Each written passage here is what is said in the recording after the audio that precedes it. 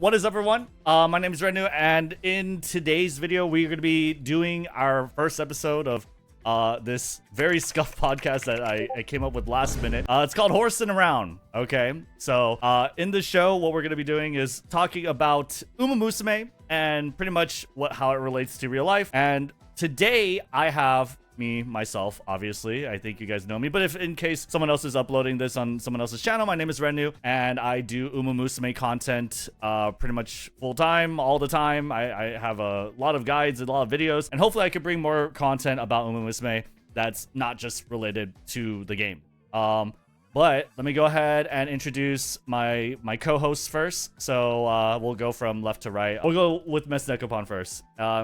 Nekopon, did you want to introduce yourself? Yeah. Hi, everyone. Welcome to the first episode. Yay! I'm Nekopon, and I'm also a content creator. I'm primarily an artist, and then I also do content creation. So I stream and also do videos. Currently, I'm doing a lot of Umamusume content and streaming, but I also do a lot of variety streaming with other games as well. And for my art, I do Nikkei and Umamusume. Most of my knowledge, actually all of my knowledge, is only based on the game, so I don't know much about the real life horses, so I'm here to learn from all these other wonderful people and you guys. So yeah, nice to see you. Great. All right, and let's go ahead and get Pyrrhixz in here. All right, awesome. I'm pretty sure most of your community knows me, but if you guys don't, hello, my name is Pyrrhixz. I do a lot of I'm the, as Rednu's community says, the race horse guy. I do a lot of the Umamusume lore videos and full history. I'm diving into more of like the Umamusume game analyses now. Started playing during Global, and yeah, it's just good to be here, and let's have a good first episode. Great, yeah. Yeah. Thank you guys for being here. The Umamusume lore master and the OG Umamusume content creator. I used to watch her years back. Very happy to have you guys here. And finally, let's go ahead and introduce SketchyTheHorseGuy, aka Nathan. Did you want to introduce yourself? Hello, everybody. Hello, horse racing fans. I am SketchyTheHorseGuy, Nathan. You can call me whichever one you want. This is Goldship. He'll be hoisted on my shoulder when I can. So, unlike you guys, I kind of come from a different cloth, but I'm really excited about this because two different kind of sides, anime and horse, have now come together in a kind of celebration and collaboration of knowledge. I am not an anime fan first. I instead grew up watching and following the sport of horse racing and have been making videos on it for the last couple years. But with the recent surge in Umamusume, it has completely kind of changed my perspective on both just anime media and also my desire to market horse racing for the future. Great. Thank you again for accepting and being willing to come on the show. So yeah, I mean, first thing I want to talk about is because, like, again, this is all very last minute. Some of you guys might not really be familiar with Sketchy, with Nathan's content. Okay, so I wanted to kind of like introduce you guys to it really quick. But basically, how I got to know Sketchy and his content is pretty much through his YouTube channel. So this is what we have over here. It's SketchyTheHorseGuy, right? And you've probably watched this video. Chances are you've probably watched this video.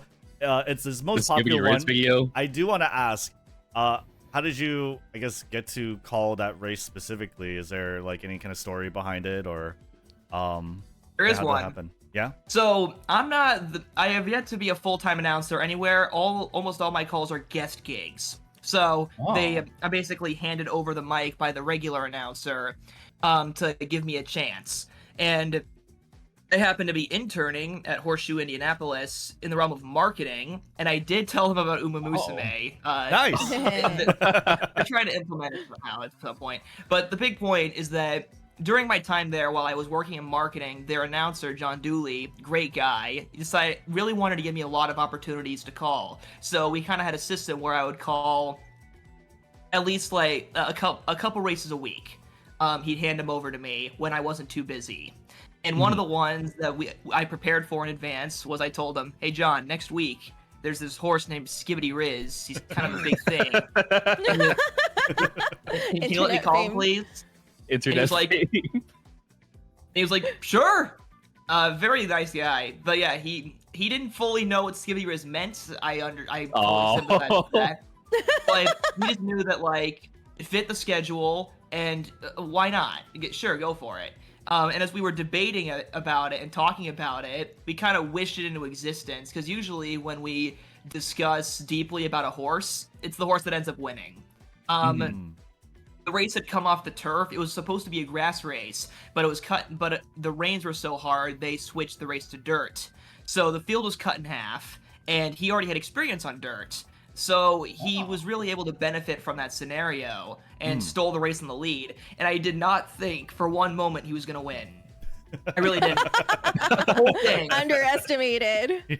Yeah, I was preparing. I knew that if there was the small chance he won, I would say all of these Gen Z things or Gen Alpha things, but I didn't think it would actually happen. These things don't work out, but they do this time. So I did it, and now millions of people have heard me say Skibidi Rizz needs to lock in, which I don't know how to feel about that. Hey, Birdie. Dude, Don't worry, when I sorry, go ahead, Rednu. No, go ahead. Yeah. I was just gonna make the joke. Whenever that horse retires, if I need to do a video on it, I know who to call for that race specifically. Yep. Who to call? Yeah. Yeah. You got that right. That is just it's so funny. Just thinking about the race and thinking about how, I guess, viral it went through the Umamusume community, right? Because I was seeing that tweet everywhere. I was seeing, I guess specifically that video, the one that you uploaded. And then even then, like, I watched some of your other videos. Like, your other videos were suggested to me by my chat. I usually watch reaction, or I do react content where I react to videos that my viewers suggest to me. And like, I didn't know that was on your channel. It was your video, the one that was uploaded that people were watching. And I think you got 500,000 views on it. It's really cool. And so like, I guess did you anticipate when you uploaded it that it would, I guess, become a meme, or that that people would pick up on it, or anything like that?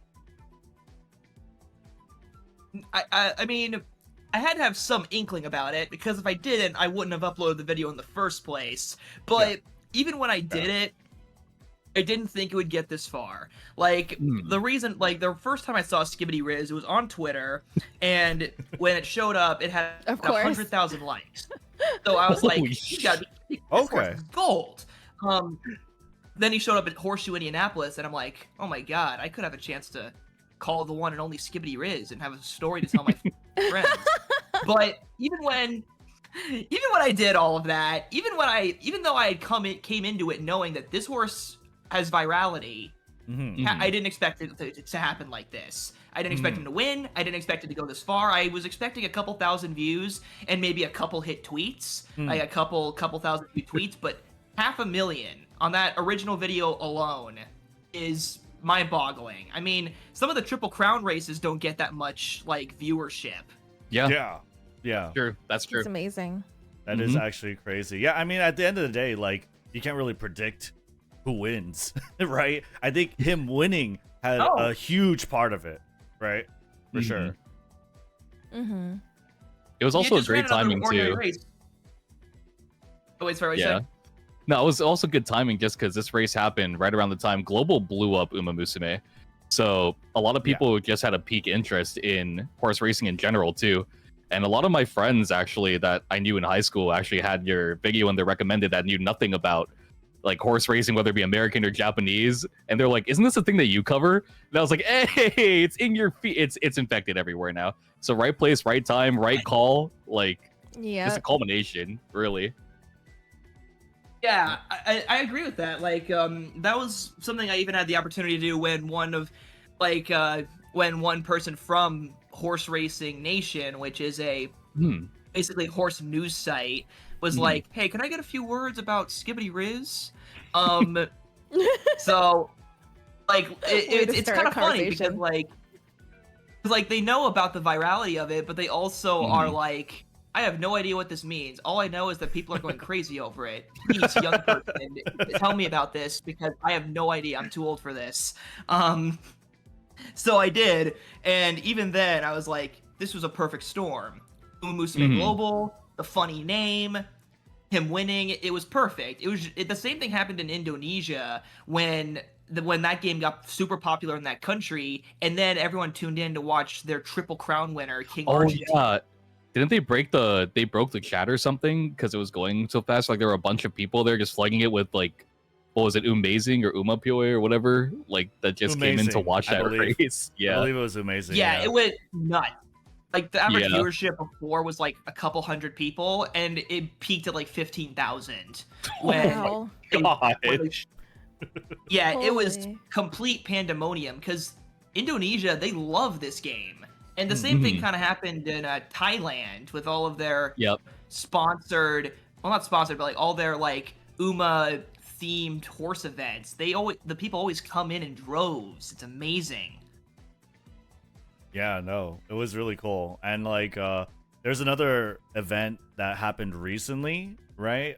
Which is, I guess in Bangkok, or I think it's a Bangkok Horse Racing Association. But basically, or Merdaka. I don't know exactly if I'm getting the name right, but there was like a whole cosplay race. Oh, the real life one. Yeah. Oh, yeah. Yep. That was so cool. You might be mixing up two different events. So, I might be. Yeah, there was cosplay. If you might be referring to the Merdeka Cup, which to make this even more confusing, there's two Merdeka Cups because Merdeka, I believe, is the word for independence in both Indonesia and Malaysia. So, and I think their independences were around the same time. So they both had Merdeka Cups. In Indonesia, it was a 2-year-old prep race, and a horse was leading, and then he suddenly veered right. So now they call that horse the Indonesian Gold Chip. And then for Malaysia, I can see that. Yes. a horse named Good Star, who was kind of an up-and-comer, took the race, and then in his next start, he ran in one of the richest races in Malaysia, the Gold Cup, and he was in a 3-horse pileup, and he lost the rider. He's fine, but after springboarding from the Merdeka Cup, he went to the Gold Cup, and he lost the rider, so he fell. But he's fine. Oh no, that's good. Okay. And then the Royal Bangkok race happened shortly after with the cosplay race, so it's everywhere, especially. Actually, which geographical region would like Malaysia and like Indonesia fall under? I'm not very great with geography. Southeast Asia, right? Yeah. Yeah, I think so. Yes. Yeah. Also, the Philippines really likes Umamusume, although they've yet to do anything with it. Yeah, it's they all do. Southeast Asia. They really like Yeah, that. they love Southeast it. Asia really loves Umamusume, and I'm really happy because it's bringing up their local racing communities, so I get to learn about a bunch of new horses that maybe otherwise were local legend. Yeah, no, absolutely. And I definitely want to talk more about that, especially like how it would kind of play into the States. But besides that, let's kind of move on. I did want to talk a little bit about the Zippy Shippy versus Haru Urara video a bit, but we can't really like show any of the screen here, so it's gonna be a little rough. But why don't we talk about let's talk about you. Can I ask, like, what got you into horse racing? Well, it started with an autism diagnosis, and then it kind of moved on from there. So, genuinely, the actual way it began was horse riding as a therapy for me as a young kid when I was like 5 years old. Very Oh, cool. wow. Wow. So it was horse riding that started it, but the horse racing came because of my grandmother. So she had been a horse racing fan in the 70s. She went to Belmont with my mother, so she had seen a lot of Belmont. America's best horses. She saw Secretariat, Forgo, the ill-fated Ruffian. They have not forgotten that. But the point was, she remembered that, and seeing me interested in horses kind of reminded her of those memories. So she decided to sit me down to show what was going on at the time, which was the Breeders' Cup, which is America's Ura finale. And when the Breeders' Cup happened, that first race, I still know that race from the back of my hand. It was and after that I was kind of just hooked. And where it kind of came from there was me using the internet, because I grew up in a state that doesn't have horse racing. So to learn about horse racing, I had to use the internet. Now, back then, there wasn't this. There wasn't people like Pyrrhixz making these lore videos about horses. There wasn't a me. There was none of that. What I had to work with was basically just YouTube channels that were dedicated to just uploading old replays and documentaries of horses from the 70s, 80s, 90s, and so on, and movies. So that was where I started piecing my knowledge, and then finding books, but I had to kind of build up my knowledge from the ground up, but I loved it enough that I wanted to keep going. Until now, until I became a YouTuber, I guess, and now go to college for the sport of horse racing. Thanks. Oh, that's so cool. Oh wow, that's so cool. I guess it's really nice Here we to have see. a premium chat person. Oh, Here yeah. to give us the linguistic. No, yeah, thanks for the super chat, Greg. We're gonna keep it a little later, but okay. Malay and Indonesian is related like Dutch and English, so similar languages. Indonesian's independence is on the 17th August, and Malaysia's on the 31st. Thank you for this super chat. Learning That so much. okay, got it. That's why they're so close. Yeah. And having Yeah. to use the same word. Yeah, that makes a lot of sense. So shout outs to all the people in chat who are shouting out their, who are like celebrating the mention of their racing nations. You Yeah. guys are awesome. No, there's a lot of Southeast Asians that watch me. I think I like stream primarily. Your time is in- primary. Yeah. Yeah, so it works Yeah. out. I mean, I feel like Umamusume here, us in general would have like a lot of fans. But yeah, that's really cool. I wouldn't have guessed. And so you basically just I guess looked at a lot of the archives. So you said books too, to just build up your knowledge on horse racing, right? Yeah, pretty much. Whatever books I could find, whatever documentaries, videos, and eventually the internet, through like old kind of archives. Well, not really old archives, but like through like like journalism websites about horse racing, like bloodhorse.com, Horse Racing Nation. Those were my two big follows, and I even at one point had like a magazine subscription, and tuned into live races on the television. I was covering every base I could. Nice, and it looks like it worked out very well. I know you're in your channel too. You like compile a bunch of clips of like really big achievements. Like apparently, I guess there's a Australian horse by the name of Winx who won 33 straight times. I don't know if that's like a record or anything, but that's insane just to win. It's not a 33 races. record, but it's really good. Yeah. So it's in the top 10 for all-time greatest win streaks, and I believe it's it would be the greatest win streak in the modern era of racing. So like last 50 years, and also the biggest in like a major racing country. The only countries that have bigger winning streaks all originate from the small territory of Puerto Rico. Oh, I see. And the undefeated Kinchem, who's a Hungarian mare who in the 1870s never lost in 54 races. It's a ridiculous story. But with Wow. Puerto Rico, their horses run forever. Just like, and they had all these great winning streaks. The best was 56 with Camarero, but Winx is kind of different because it's in the modern day where horses don't race as much, and it was against like, and it was at the highest level of Australia, which is a serious, giant, top tier horse racing country. And it was just like freakish. Some people criticized her for not leaving the country of Australia. To compete overseas, which was fair, but at the same time, male, female, horse, pony, it didn't matter. She beat everyone who came to her.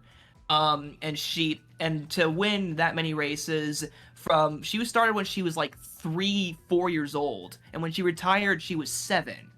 That is so many years to stub your toe, to rear up in the starting gates, to throw your rider, or just call in sick.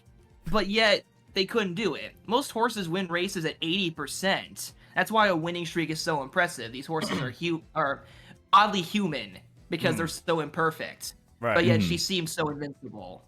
Yeah. No, I mean, that was really cool just seeing the whole record sort of unfold. To kind of bring it around here, and probably the last question I have for you, and then we could probably talk a little bit about Umamusume. I am curious, right? Because obviously Umamusume, I would say, would draw a lot of incentive to like follow Japanese horse racing, right?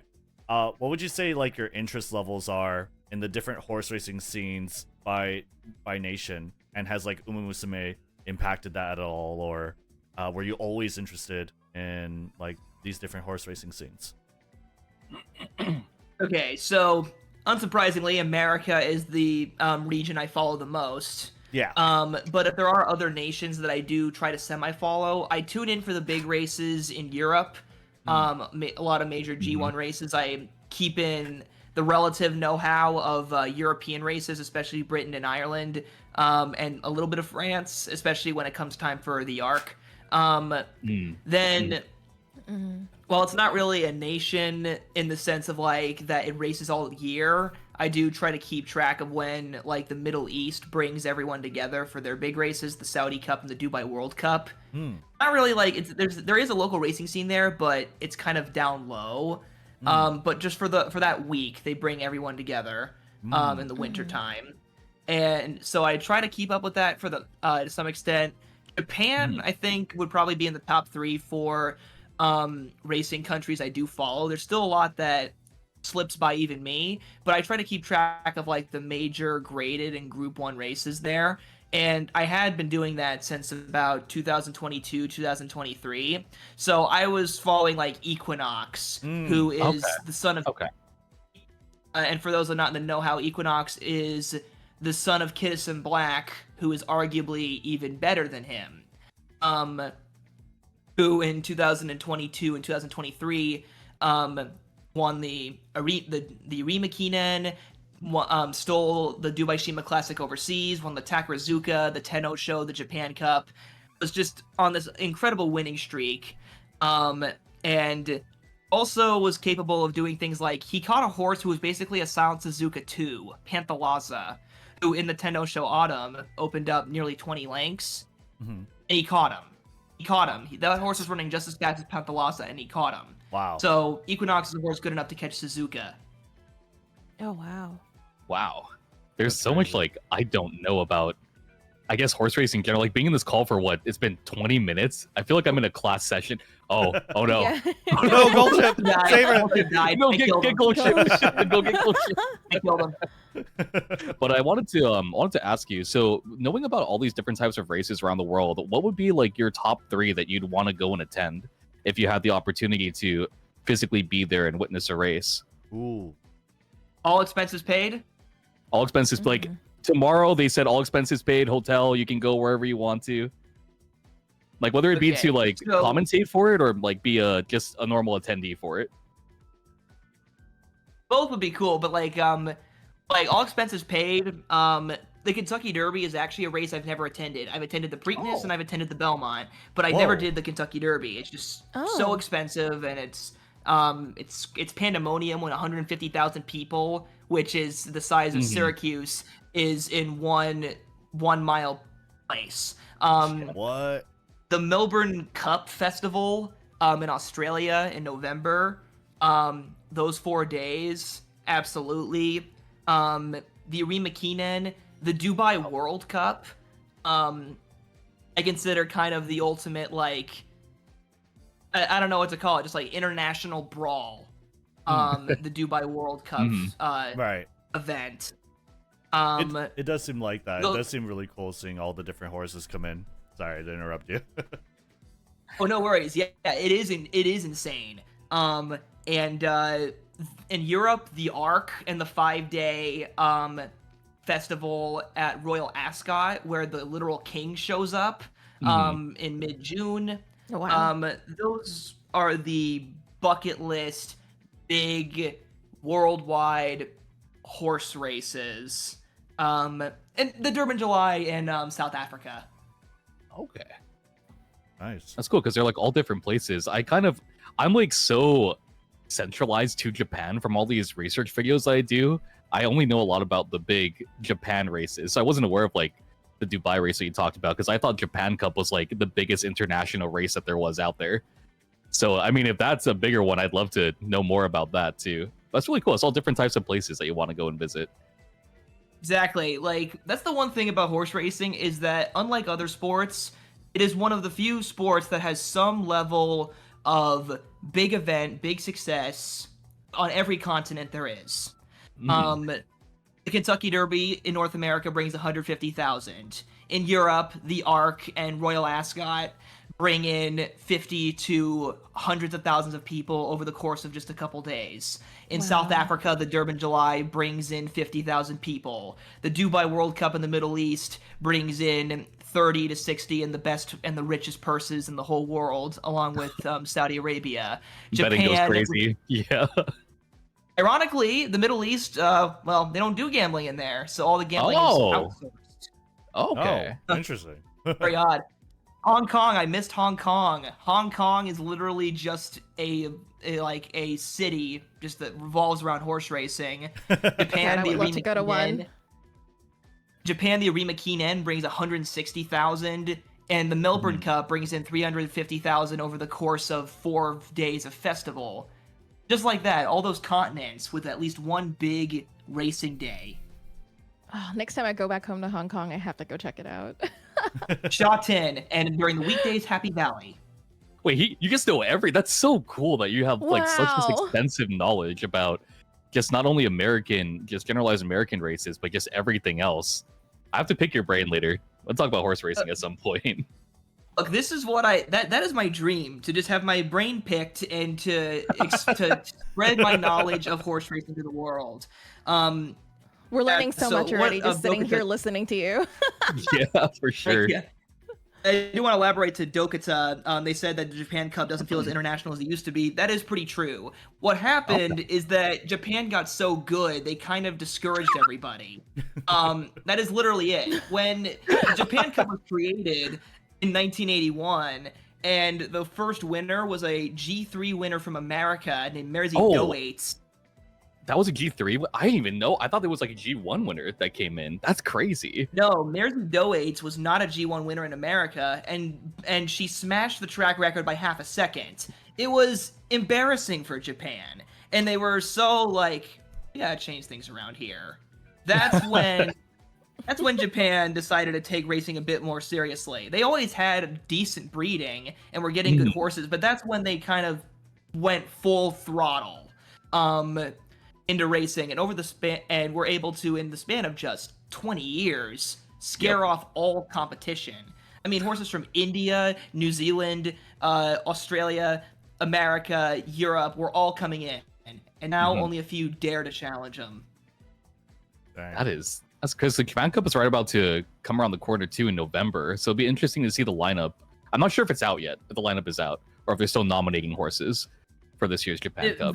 Usually, for big races, there's a lot of like nominations, but nominations are just saying that you've paid the entry fee to even be eligible to participate. Usually, even the Arc, which is 3 weeks away, we still have a lot of mysteries. Usually, unfortunately, in horse racing, you don't know the full field that's going to be happening in the race until usually the week of at most. But you do know a lot of the probables. Like, there's a probable chance that this horse may or may not, but it depends on this. It is a downside. It's not like, like other sports where you may know even months in advance what's going to happen. It's really cool. I definitely want to ask you more about real horse racing, absolutely. And we're gonna do that for sure within this podcast. But I definitely also, want to bring in the other sort of big topic of this podcast and this show, which is, obviously Umamusume, right? So we'll talk. What's that? Yeah, what's Umamusume? Oh, I'm wearing the wrong shirt. I'll be back. Oh no, I'm not wearing. I'm literally wearing an Agnes Digital shirt. You can't see it, but Wait, I'm really? I'm here. I'm ready. Yeah. Everyone seems to have a prop. I don't have one. Yeah, and like Nathan has like gold ship. I don't got shit. Like, oops. It's okay. You can't see Right mine, so it around doesn't Oh, exist. okay, I'm back. Oh man, There you dude, go. I was supposed to get some from Here. like Oh, you Anime Expo. That's nice. Gold flip. I'm wearing the basically same shirt but digital. Yeah. Oh, Agnes All right. Digital. Well, yeah. let's start from. We're gonna be talking about a little bit about the anime, right? And we'll start from, I guess, top left here, with Miss Nekopon. So my question for everyone, right? For me, it's like top left Nekopon. Like, what was your first interaction with Umamusume? How did you like get into it, right? Oh, okay. So I first heard of Umamusume from a friend that went to Japan, and he was all like, "Oh man, there's all these advertisements for the one game called Umamusume. Have you seen it?" And I'm like, "No, but I'm not really into horses either." So I'm like, "I don't know if I'll play another gacha game." At the time, I think I was playing Sinnoh Alice, and I was like, I don't know if I can play another gacha game, especially one that's not translated. But because it got really popular within my friend group, and they're all like, we need a translator. I was like, I'll play a little bit and help. And but you know, just that little bit of interaction with the game and seeing all the cute characters, I got hooked like almost instantly because I love the whole roguelike kind of gameplay. So I can play this over and over again. So because of that, my parents were all asking me questions about how to play the game, what the menus meant, and stuff like that. I'm like, you know what? I'll just start writing guides on this so you can stop asking me the same questions over and over again. And then it just became a thing. Yeah, so I've been playing it because my friends are like, cute girls, you should play. Okay. Nice. So it was like born out of convenience, right? That's cool because yeah, I remember watching your videos back then, like just for some guides too, because like I was into the game a lot at the time. So it was really it's kind of crazy just being able to talk with you here, even in this podcast. So yeah, all those years back. Likewise, it's nice. It does pay to be an OG. Yeah. True, true, it does. But yeah, why don't we go with Pyrrhixz here then? Same question to you. I need to confirm with Neko. What was the race course that we saw in Japan that I didn't care about at the time that we passed by? It was right next to the Tokyo, like the amusement park that we went to. So I don't know which one that one was specifically. I can't remember, but we went to Japan in December. And Neko warned me that Umamusume was huge there, and I was like, "Oh, I play Nikkei. I don't really care." So we went there, and I was like, you know, I saw a bunch of Oguri Cap stuff, a bunch of stuff I could have bought, but I'm an idiot and didn't buy. We went past a race course. I didn't go in at the time, and then we came back. Neko screamed like in public, and I was like, "Oh," because like you can see race course. No way. It had to have been like an important race course because they had like Normally, you know how in the anime, yeah, in the anime they have like the name plastered on the side, and you can see like the announcer tower and everything. Like we could see all that from the outside, and I was like, "Oh, I'm good. You know, there's an amusement park right here. You know, we need to go play crane games." I was an idiot, so I came back home. Umamusume started, and I was like, "Wait, this is peak." I just wasted like 2 days that we were there when we could have bought anything that we could have bought and gone to the track. And now I'm telling her like I'm trying to go back now. It's to, like, okay. Now you know we can do it all over again. Let's go to all the race courses next time we go to Japan. But Wait, my when was this? introduction. That might This take was a in while. December, 2024 December. Oh wow, that's very recent. Yeah. You could have been for the. Well, actually, no, that's Nakayama. So. Okay, yeah, I was gonna say I was gonna cope and say Keenan, but I was like, I don't Yeah. want to feel worse about It's a myself little, if it it's a little was far. Wait, when in December was it? December 20. What was it like 28th, 29th? It was late December. We It was rolled late over to December. New Year's. Yeah. I think you would have just missed the Rima Keenan, but been there for the hopeful stakes when Quad du Nord was winning. But Quad du Nord was in Nakayama, so this was all in Okay. Nakayama, not Tokyo. Oh, Okay, yeah. But- that Okay. helps. That Just softens the saying. blow a bit. That softens Tell the us blow what we a little. missed. But yeah, I mean- Oh, I feel evil. There's I'm gonna so do it much to again. talk about with Crowd du Nord. There's so much to talk about. I think the main thing is when Umamusume started. So my intro was Neko because when I met Neko and we started like going to cons together, she's like, "Oh, pull for me in this game," and I was like, "What the hell is this?" It's like, were you horse racing? And I was like, did I get something good? I didn't know Yes. what was happening. They're cute. And then we started playing, and I went like full ham into the series because I think the scene you showed me was like Rice Shower, and I was like, why is this sad? I don't understand. And then I watched season 2, and I was a mess the entire season. Like that entire season is just an emotional impact. It's a hit. So when I started learning that like the real life commentary is put into Umamusume, even like their finishing positions are put in, the placement is put in. There's like a lot of things that if you rewatch it, there's subtleties with like legacies to other horses or whatever. And to me, that's so cool. I love good storytelling, and I've never done something that's like related to history like this. So I was like, Neko, we're binging everything. So we went to cons, like we go to cons at night, we binge everything, be sleep deprived the next day, go to the con again, rinse and repeat. And then I came home, and it's funny because like your first interaction with me was a horror Urara video, and that video was so bad. And I made it on a whim, and I was like, oh, you know, maybe they'll like horse video. And then it blew up, and I was like, oh crap, I have to do this now. Video essay time. Yeah, like you understand too. Like when because you've been, you don't have a choice. Yeah, you've been doing content for a while as well. Like your channel goes back, I think it's 5 years or more. I think 5 years back is the longest video I've seen, or the oldest one. So it would be the same thing of just like making content, and then sometimes it hits and sometimes it doesn't with your uploads. So if that happened, I was like, this is really cool. Like researching this stuff is really cool. So I relate to you on that too. It's like researching real life history, and it's not just like the horse. It's like the horse, the trainer, the jockey, the caretakers. Like everybody involved has their own portion of the story that helps to elevate it. And it's crazy how they're like anime-ish already. You know, it's a horse. So it's like that's what got me into it and got me her. It was Neko's fault. Just blame Neko. Neko hooked me. It's Neko's fault. Yeah, I'm sorry. Yes. I'm actually not sorry. Him doing such a great show. Yeah, absolutely. Yeah.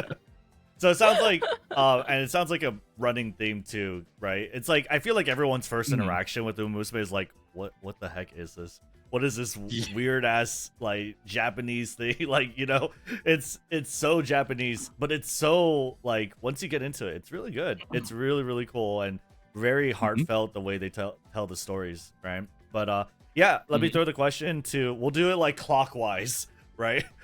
So let's go to Nathan over here. What was your first interaction? So I remember it like it was yesterday. I was a freshman in high school, 9th grade, and I was surfing the web. And while going through a pretty boring class, I looked up Silent Suzuka, a horse that I had remembered from before, but because they were still like they were popular enough that they did get some recognition worldwide. And also people had made videos about them before using other video games. But the point was I looked them up, and then I just saw this picture of a girl, and I'm like, and I genuinely thought back in my mind, I was like, what the hell is this? I'm looking for a horse here. Why are you showing me this? What year was this? And then I looked up really quick, like what year exactly? Because you mentioned like this must have been 2019. Okay. All right. So that's like this 1 year after the anime, I think. 2018 was the anime? Or yeah, no? this was after season 1. Yeah. Okay. Sorry, I just wanted to ask real quick.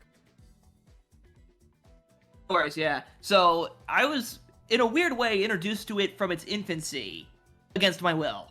Against my will. And then I looked up another horse from Japan, and I was like, again, what is this? And then I found out Uma Musume Pretty Derby, and literally for the next school day, I was spazzing out because I'm like, how is this possible? What is this? How could someone have come up with this? It genuinely, I blew a fuse. I short-circuited. This give it to Japan. Japan has everything cute. Not been possible. Yeah. But then 2 years later, after finishing the first season and thinking that sucked, I decided, you know, this would be a fun subject for a video on my YouTube channel. Let's give it another go. I watched it again, and I thought it was a little better, but I still was like, I can't take this seriously. This is dumb. But also, I'm glad it exists. I was a bit more bitter about it, especially, I think I just really didn't like the first half of season 1 because of some of the humor that... Right. No, I totally get it. Exactly. Yeah. So it was kind of like, and I thought I was going to make bank being a cynical reviewer of it, but I misspelt it. I misspelt the video. I misspelt it Umamusume instead of Musume. So the video only got 1,000 views, and I'm like, and it got blocked 4 times, and I had to re-upload it 4 times. So like, well, that was a waste of time. I'm never talking about that again. And then this happens. And then I'm like, maybe I should rewatch it. Maybe I should rewatch it. I rewatched it, I reviewed the show, and the second season was better. I liked it a lot, especially for Rice Shower, my favorite story arc. And then I was like, that was alright. But I'm not playing the game. I'm playing the game. Is what happened. Everyone's like, will you play the game, Mr. Sketchy? And I'm like, nah, I'm just an anime watcher. I'm not playing the game. You win. You win, Internet. You win. So that Can't escape it. the third rewatch which included season 2, that was like fairly recently, right? Yes. So yeah, I rewatched season 2 a few months ago to make the review. And then I rewatched season 1 when I decided to introduce my friend to the show. So now things have truly come full circle. So I was like, okay, here's season 1. Let's see, if you want to watch an episode, you can, and if you want to stop, you can. But he fell head over heels, so now I have him into the show. Nice. And I've now seen the OVA, but I've yet to see see the movie. Beginning of a new era is peak. You haven't it's seen so the movie? Good. It's Nope, really good. I'm not. Oh I saw Narita Top Road, but I've yet to see Agnes Tachyon, who ironically I think is the only Uma character I feel like I could remotely pull off. Just get a wig. Just get a wig, right. an oversized lab coat, and a yellow shirt, I know what you're and saying. some like red contacts. Yeah. And I think Speaking I could of pull it that, off. Where's your Urara cosplay, Rednu? It's here. I have to style the wig. I do have to style the wig. Don't worry, chat. I got you. I got you, chat. Don't worry. It's gonna happen. It's gonna happen. It'll probably like after the CM next week or something. But we'll get to it. We'll get to it. Don't worry about it. All right. Don't worry. So I want That would be to. awesome. I want to Sometimes ask I like us. cosplays that purposely clash. Like a big That's strong fair. man cosplaying as a cute girl and like vice versa. Yeah. No, I hear it. I understand. So I wanted to ask understand. you one more thing, if I can. So But- for you being involved in horse racing for as long as you were, I guess like once you started getting more into Umamusume, how did it impact you just seeing how they bring over legacies from these real life careers and jockeys and trainers and put them into one Umamusume character? Because you probably had like the most understanding prior to getting into the series that we did. So I guess like for you, what was the impact on that once you fully got into the anime? Like kind of seeing like real life stories portrayed in this new fictional way. Mm-hmm. When it really started coming together, when I realized that so many people were learning about this, that was the big thing that really hit me, was that so many people had so much knowledge about these horses. I'm so used to talking to people who don't know where the horse's nose is and where their butt is. Like I'm so used to everyone being like, that's a thing? Horse racing's a thing? Oh, I watched the Derby. So to see all these people kind of be so fascinated and learn and make so much content based off of this show, based off of these stories, to go out of their way, I was like, what are we doing wrong that we're not doing this in America? I genuinely thought that, because while it is weird, it is unconventional, to put it bluntly, the show has mastered the art of being fun and educational about a sport that most people that I have to deal with, like, not fully understanding. So I was, like, head over heels with the fact that so many people now, I could actually spitball horse with, and they would know what I'm talking about, and be open to learn. So this is, like, a dream come true for me. That's awesome. Right. You saw it as a We're like a not way to hopeless. connect with people and like Exactly. That's why I'm doing this show, because Right. I get to exchange ideas with you guys. hell yeah, that's awesome. Did you I guess a follow-up question to that, did you know about I guess the Japanese horses that were very prominent before watching season 2 again, like Rice Shower, Tokai Teio, Nice Nature, I guess, Mihono Bourbon? Those specifically for season 2, I actually was relatively unfamiliar with. My limited experience with Japanese racing, in season 1, the horse that I was most familiar with was Vodka and Goldship, because those were horses that I actually had the privilege of learning about when they had recently retired or were actually still active. Oh. Because I was, I was a little kid back then. But That's like, awesome. I guess for a quick thank you. So like for vodka, for example, some person made a tribute video to her using a song from a game called Okamiden. Okamiden, yes. Oh. I'm glad you guys know this because this fills the blank. This fills the blank that I was top row looking knows. like. This It's is why I fine. need you guys. Yeah, But for sure.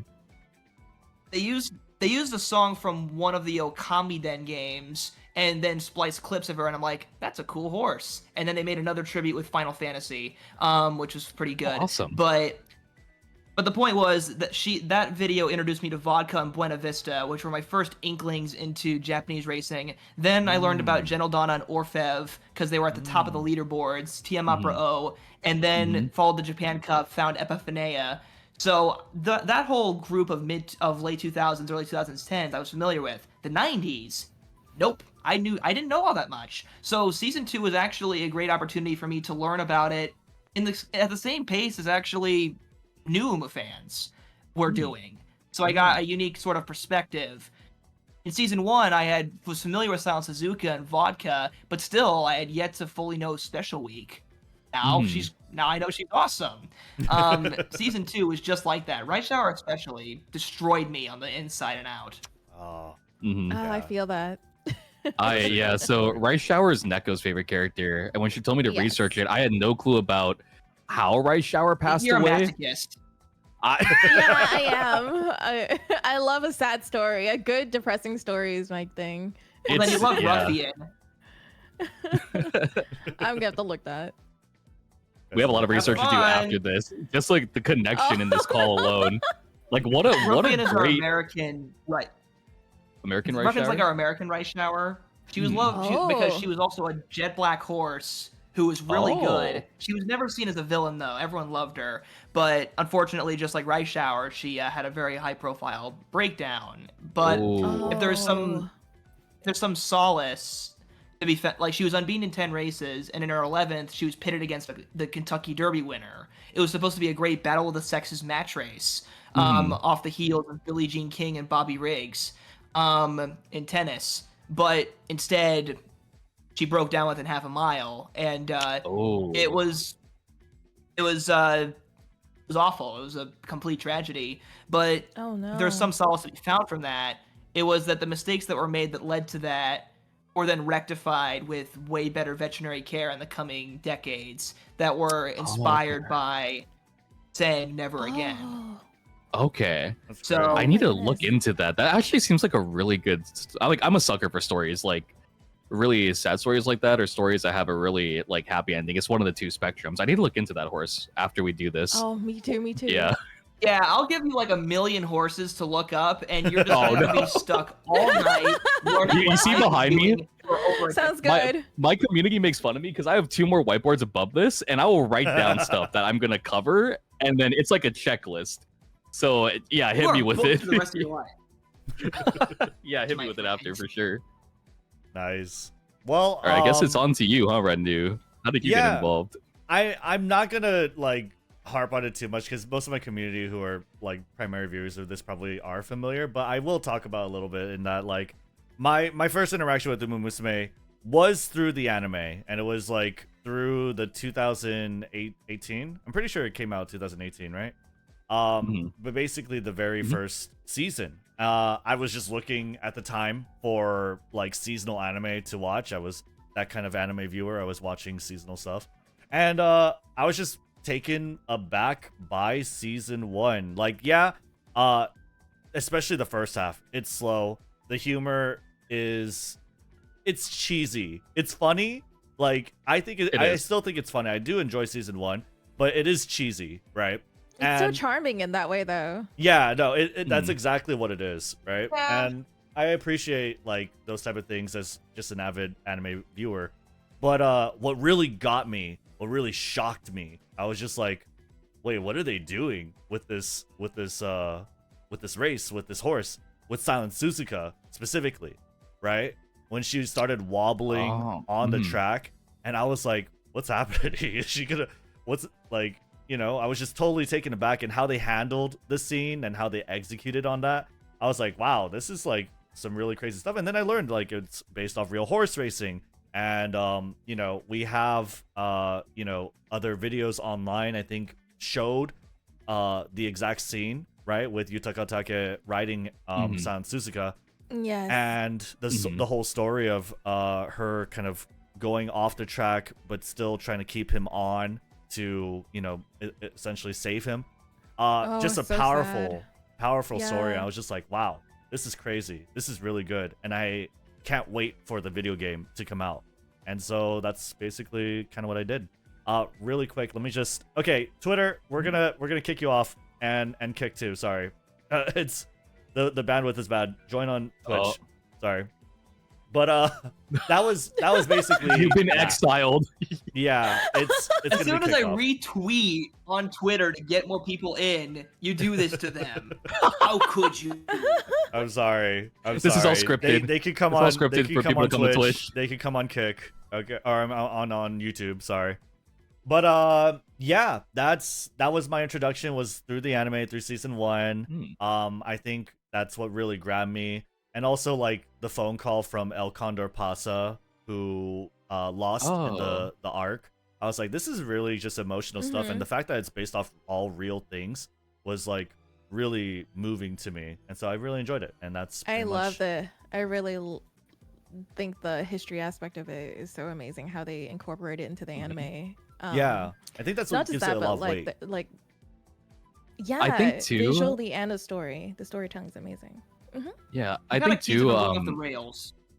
Yeah, it does. If this thing was all fantasy based and all fictional, I don't think I'd be covering nearly as much as I am in Umamusume. I think the big thing for me is like, once you dive in, it's like a web. You can't escape. Once you go in from one horse, you go look at their pedigree. You're like, oh, this is another cool name. Then you go to that horse and then their pedigree.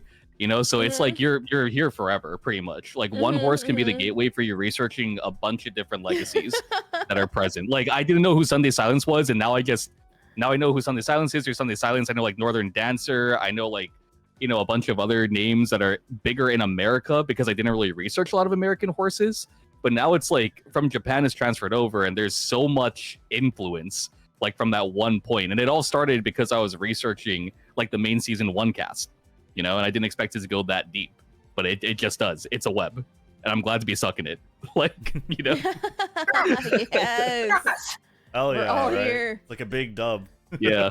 That's why I'm like overjoyed about this show. Is like finally other people are learning about what I want to learn. Because like a lot of times, even if you find racing fans, they only really care about if they won the second race, if number 1 won race number 2. So there's this little bit of a disconnect between kind of historians of the game and kind of gambling. I don't gamble all that much, and if I do, I lose. But we all feel that we're gotcha think players. I'm Rain Man, and I'm gonna like reveal all the secrets of how to win. No, I'm just a nerd. I'm just a history nerd. I don't know how to bet. Also, horses are horses. They will do what they want, which is usually not what I want. That's what RNG has taught me. Yep, for real. Yeah, literally, RNG and betting just whoops me every time. I think what is If I have a horse amazing, on a run, they're blocked. right? Oh. No, I think They're what front is, runner, yeah. they don't have enough stamina. yeah, no, I think what is really amazing though about the whole horse racing stuff and why Umamusume works is just that there's just so much drama about it. It's kind of like wrestling, you know? And there's so much stories you can weave from it because it's like a competitive setting. There are tournaments or essentially like series of races, right? It's really, really cool how that all kind of played in. And I guess the vision, it's so weird, but it's so it worked, you know? But for sure. let me ask the next question here, with regards to the anime. I think we all kind of shared our favorite anime moments, but I don't know if there was anything else that kind of stuck out to you. Let me start with Neko. Was there anything that one part of the anime that just kind of stuck out to you the most? Well, obviously, I do have my biases towards Rush Hour because I just I love I love her in that arc so much. But there is one thing, like if people haven't watched everything yet, that even though Road to the Top came out before the movie, I feel like you should watch them in reverse order. I feel like it makes a bigger impact that way. So, or if you already watched it, watch it again in that order. I think it's very interesting, like how they told the story. It is. Like, I'm sorry, in what order do you prescribe the Road to the Top? Watch Era first and then Road. Yeah. Okay, the movie and then Road to the Top. Gotcha. And okay. then yeah. Mm-hmm. Gotcha. Okay. Half. I've only done half. That's okay. You have a lot of time. You have a lot of time. Yes. Yeah. But I think for me, I don't want to spoil anything from Beginning of a New Era, so we're gonna skip over that one. For me, I think it wasn't in the anime per se, but just learning about Tokai Teio's story and doing my own research on the actual racehorse, and then finding specifically the Japan Cup race. So like through the anime, finding the race that wasn't included in the main anime was one of my biggest highlights, because I think the biggest horse Teio was up against was naturalism in that race. Correct me if I'm wrong. I have like horse genius below me, but I could be wrong. But it was just so cool to me that Teio's story was so well told, and this race wasn't included, but they still could tell such a a cohesive, well thought out, just like anime-ish story of just rising and overcoming. So it's cool that when I dove into and researched it more, there were just more triumphs that weren't included in the anime. And that's kind of what piqued my interest to researching more about different Umas and going a bit beyond just the anime spectrum as well, and going into the full history of the horses. Yeah, Singray Season 2, yeah, Singray! I'm gonna die. So Yes. excited. Have you watched Cinderella? Oguri Right? Cap But, is my like, fave. I have to say, like in season 2, I do say Rice Shower is my favorite, but like that arc is also super short. Yeah.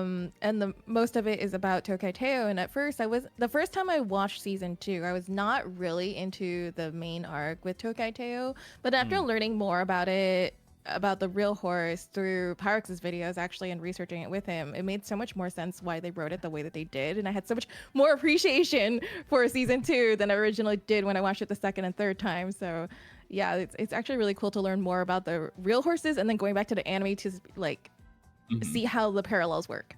Yeah. Without saying too much, I think the one thing I can say without spoiling it for Sketch is I think the other one just would be Tachyon and Pocket would be the other one. Just those two characters. If knowers in chat, knowers basically from Beginning of a New Era. I do not want to spoil anything because that is like peak Umamusume in my opinion. Like Beginning of a New Era, it's rivaled by Road to the Top, but I still think that's like peak Uma for me in my opinion. Very kind for giving me the chance, even though I've been procrastinating on it. Oh no, it's something you have to experience like firsthand. Like no matter how much we explain it, it just hits different. That movie is so well directed. It's so well done. The movie's so good. It is really good. Yeah, so was there any moment that kind of stood out to you, Nathan? Well, I mean, Nekopon took Rice Shower. That was kind of when I started to take the show more seriously. As, like, gotta go they can really counterclockwise. do a good This isn't just some funny horse girl show. This can be really good. I guess to add some other moments that I really appreciated. The final episode of the OVA was quite good. Like, throughout the whole 4 episodes, after watching season 2 and going to the OVA instead, it was kind of refreshing to see the same kind of plot. You take 3 characters, and you see them race, and each one, you have kind of the antagonist, the duotagonist, and the protagonist. Despite that, they're executed so differently, and kind of the different style, the new music, the animation. I was kind of just blown away by it, but because I think after season 2, I was like, okay, if I have to watch another season of this, I may get a little tired of it. That's fair. Yeah. That's why I was a little like, okay, before Kiddison Black, I gotta see some of the side material first. But it kind of was a fun reminder of the fact that you can have a great premise and you can execute it in so many different ways. Because even down to the formula of having 3-star characters, they still are so different. I also really enjoyed specifically the Derby actually in that race. Oh, Kind of okay. that, Mhm. kind of the polarizing. I think it was the Derby where you see incredible victory and preparation for one character, redemption, and then for your main character, weeping, Mhm. Yeah. straight balling. Yeah. That was like, that is a huge turn, right? That's like maybe not super expected. I guess for me, I think Twitter probably spoiled Road to the Top for me. Like all the clips Oh, rip. and everything. So Rip. I definitely Right. feel, Damn it. yeah, I feel like I'm kind of like the odd one out in this call. I didn't really like Road to the Top all that much. And like I do think Brave. Fighting yeah. words. it's crazy, right? But I really do like the other stuff like Cinderella Grand, Beginning of a New Era. But I think it is probably like the clips that kind of softened the blow. Because yeah, you mentioned it. Like I mean, when 90s the Top Road lost, like that's a heart-wrenching scene, right? It should have been, Mhm. but I was really tired when watching it. I was watching it with my chat, and it was just it didn't really hit because I kind of knew how it Nah. looked. You know what I mean? Mm. I see. Yeah, that's You didn't watch it the right way, in my opinion. Yeah, no, I will fully admit that's probably that is like a skill issue. So, definitely. But I mean, differing yeah. opinions are fine. Like, it's a different perspective, you know? Yeah, no, I mean, there's definitely sure. some good stories there, and I like, especially admire Vega. I think she's definitely one of my more favorite Umamusume now. I love her. Yeah. More tragic stories, thank It was you. interesting. Towards the end, I was starting to get a little tired of the girl be happy, but Yeah. at the same time, the payoff was really good. I Yeah. knew what they Mhm. were doing. I knew what they had to do. I just lacked patience, but they made it really pay off. Mm-hmm. No, for Did sure. you watch Cinderella Grey, by the way? Just wanted to double check on that. I have not.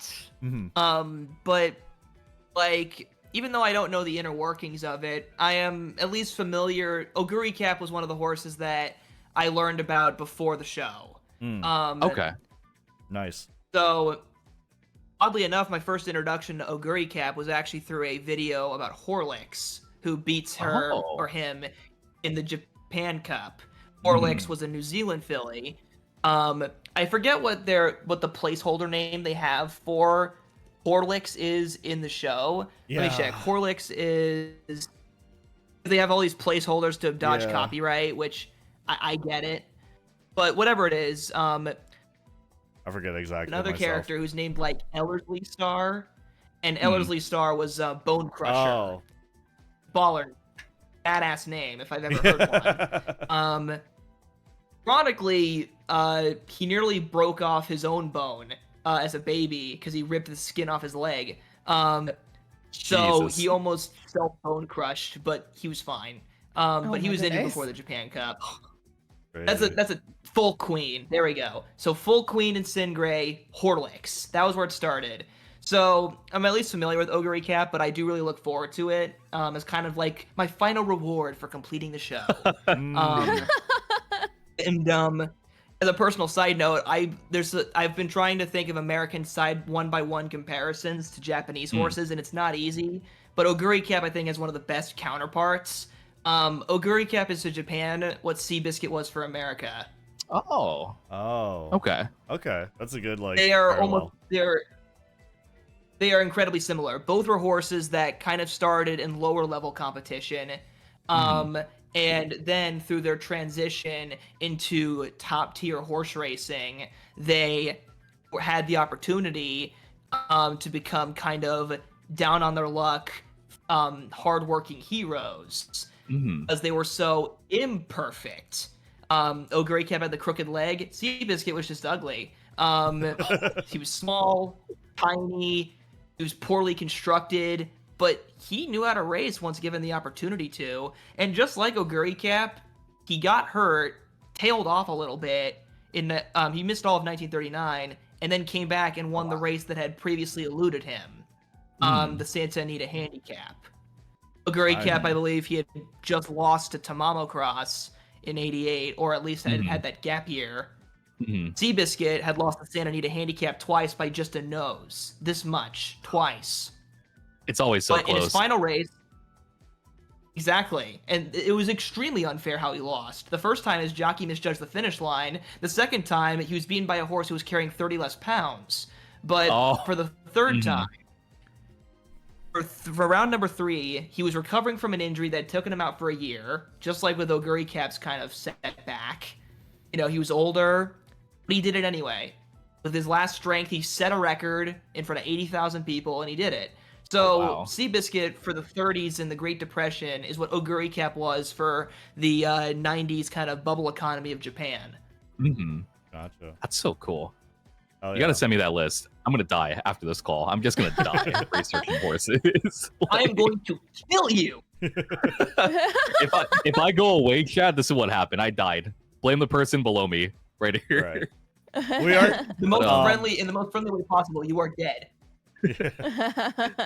Honestly, so yeah, all that was really cool to hear. I love the parallel between Seabiscuit and Oguri Cap. I think that'd be really cool and get people interested to learn more about Seabiscuit and see it like in a different perspective. We are gonna try and kind of veer away from Oguri Cap just in the future because like Cinderella Grey is coming out actually in the start of October, and me and my chat are like basically we're avoiding every video about Oguri Cap just so that we could like still be a little bit surprised on like what actually happens, you know what I mean? But obviously it makes sense, you know, it's a hero's journey. There's gonna be failures, there's gonna be triumphs, right? So all the story beats are gonna be there for sure. But it brings me to my next question, right? And this one's specifically for our guest here. If Side Games were to do like a special series, like a one shot, right? For one non-Japanese horse, who do you think it should be? That's a good God question. damn it, this is too hard. It's like picking a favorite child, but I'm going to try. And as I try, I'm probably going to hit a couple at once. But I do think that there's a lot to work with here. I think 2 of the big ones that I really like are Affirmed and Alidar and Seattle Slew. So okay, I've never heard of those.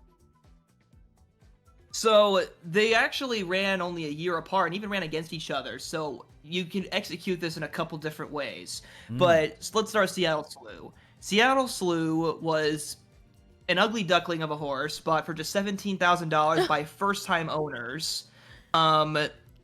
He was actually, before they called him Seattle Slew, they were going to name him Baby Huey. Pretty unserious name. Yeah. After the dopey duck from, like, the DuckTales. But they didn't, thank God. But instead, he became the first undefeated Triple Crown winner. Wow. So he went from 0 to hero. This was the 70s, right? Yeah, 1977. Okay. So he does that, but then his trainers get greedy. They run him 3 weeks later in California, and he loses. And then he's taken out for the entire rest of the year by sickness. So he goes from 0 hero down to 0 again.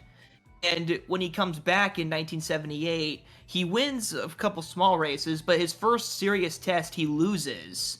And then he's pitted against Affirmed. Affirmed, just like Seattle Slew, has just won the Triple Crown. But Seattle Slew was a year ago. Oh, please, Seattle Slew, you're yesterday's news. It's the new Triple Crown winner, Affirmed, who we care about.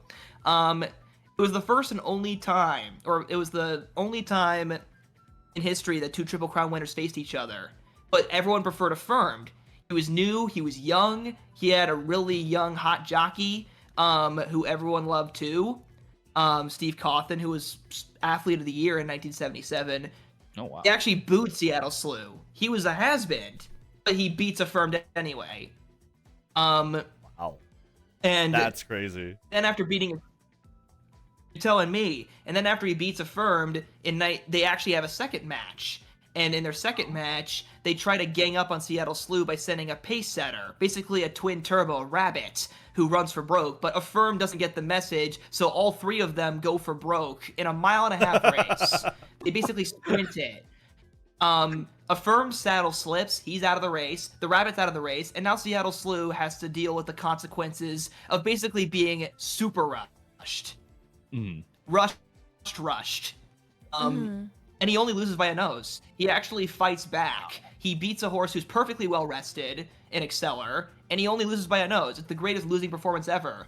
But basically through that, the horse who was originally undefeated, well known for being undefeated, gets more revered by losing. And has to regain everyone's respect after losing it.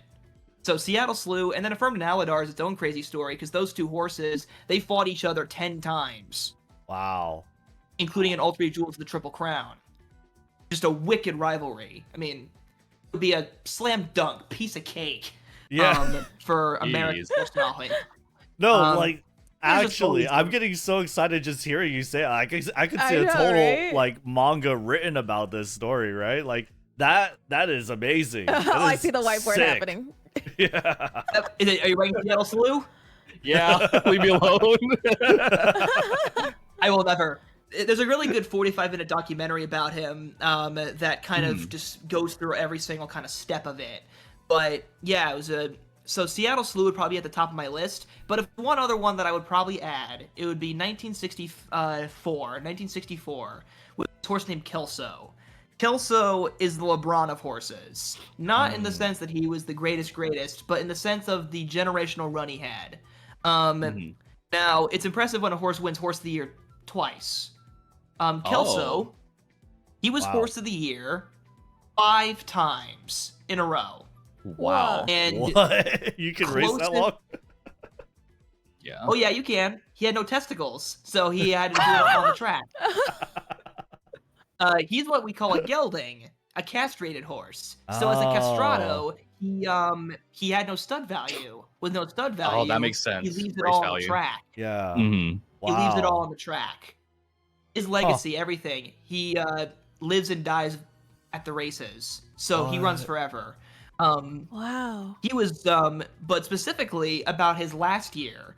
In his final year, he was 7 years old, and he had to face off again. He had been winning Horse of the Year since he was 3, when he was a youngster. Christ. So he had been doing this year after year after year. But he finally got this new 4-year-old horse named Gunbo, and Gunbo was a real threat. He beat him 2-1. He even denied him a chance to win a 4th Woodward Stakes, a race that he was winning like chump change. But he lost it by a nose to Gunbo. And then, with Horse of the Year on the line, he has to run in this basically precursor to the Japan Cup, the Washington, D.C. International. The inspiration for the Japan Cup is through the Washington, D.C. International. Oh. Before the Japan Cup, this was the international stake race. And he had ran in it 3 times, and he was second every time.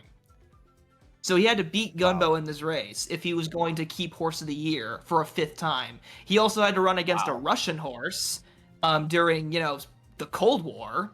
So there was that too. And I think he even did get the chance to face a Japanese horse. I'm looking at it right now, but the point is, in this race that had eluded him 3 times in a row, he beats it, sets a record, and holds on to a 5th and final title. Jesus Christ. Dang. So just a piece of that, just like the veteran champ, Mr. Kelso. So that's the long and short of it. Those are some of the stories I'd love to see. I think the interesting thing too is you said this was the 60s, right? This is before Toba implemented the grading system in America, right? This is before the grading system. I think that'd be so interesting to see like an Uma take before the racing system was established. Because I think the 70s were both Japan and America when they established graded racing. So it'd be cool to see how they showed those stakes. Like, I'm unfamiliar with in today's standards, like how many G3s or G2s or G1s that would have been, but just hearing the history alone seems super interesting. Just 5-time Horse of the Year is in Japan. A lot of the horses that I've researched, it's like they'll debut, they'll go into their 3-year-old year. If they're competing for the crown, they'll do that, and then 4- and 5-year-old year, they go to the Prix and they die for the most part, or they just retire after like going on a winning and losing streak off and on. So it's so interesting to hear just a horse that was dominant throughout their entire race history for like 5 consecutive years. That's so crazy. to just think about. Yeah, it is truly insanity. And it turns out that he did beat a Japanese horse. He beat a horse named Ryu Farrell. So you can keep that for later. So Ryu was one of the first Japanese horses to try America, and it didn't work. It didn't work out. He won the Tenno Show Autumn in 1963 and the Arima Kinen. And he was the first horse from the Kansai region to win the Arima Kinen. So he was a good local guy. He was kind of paving new ground, but he was completely hopeless when he faced off against the mighty Kelso. So he won. This is the horse that won like multiple titles in the Hachi Daikyo So, which is like what the old like Triple Crown legs were. Was like I think 8 races instead of. That's crazy. And he just came to America and got clapped. That's yeah, that's insane. He did. He was only the second Japanese horse to try the DC International, the Proto Japan Cup. The third was Speed Symboli, who was one of the first star Symboli horses. Then after Speed Symboli, the next real Globetrotters, Symboli Rudolph and Sirius Symboli. It's all in the name.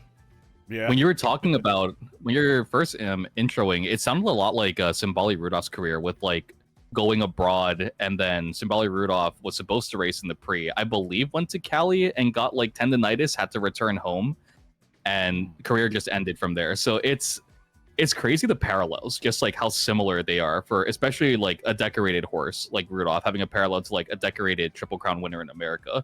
Only that one bounced back. Rudolph didn't, just retired after that.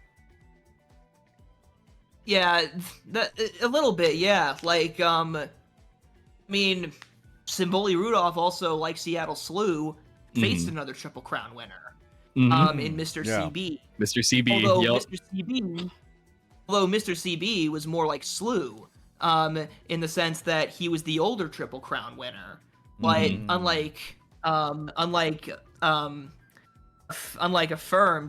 Affirmed never got to beat the Slew. And then, to really show how crazy the 70s were, a year after Seattle Slew retires, Affirmed in the same race Seattle Slew defeated him. Now he's the older gentleman, and he runs against a horse named Spectacular Bid, who won the Derby and the Preakness, and should have been a Triple Crown winner, but was screwed over by a safety pin and a bad pace, and just cockiness. But the point is, Spectacular Bid knew he's now the new hot 3-year-old, and he faces Affirmed, who's now the 4-year-old. Affirmed beats him.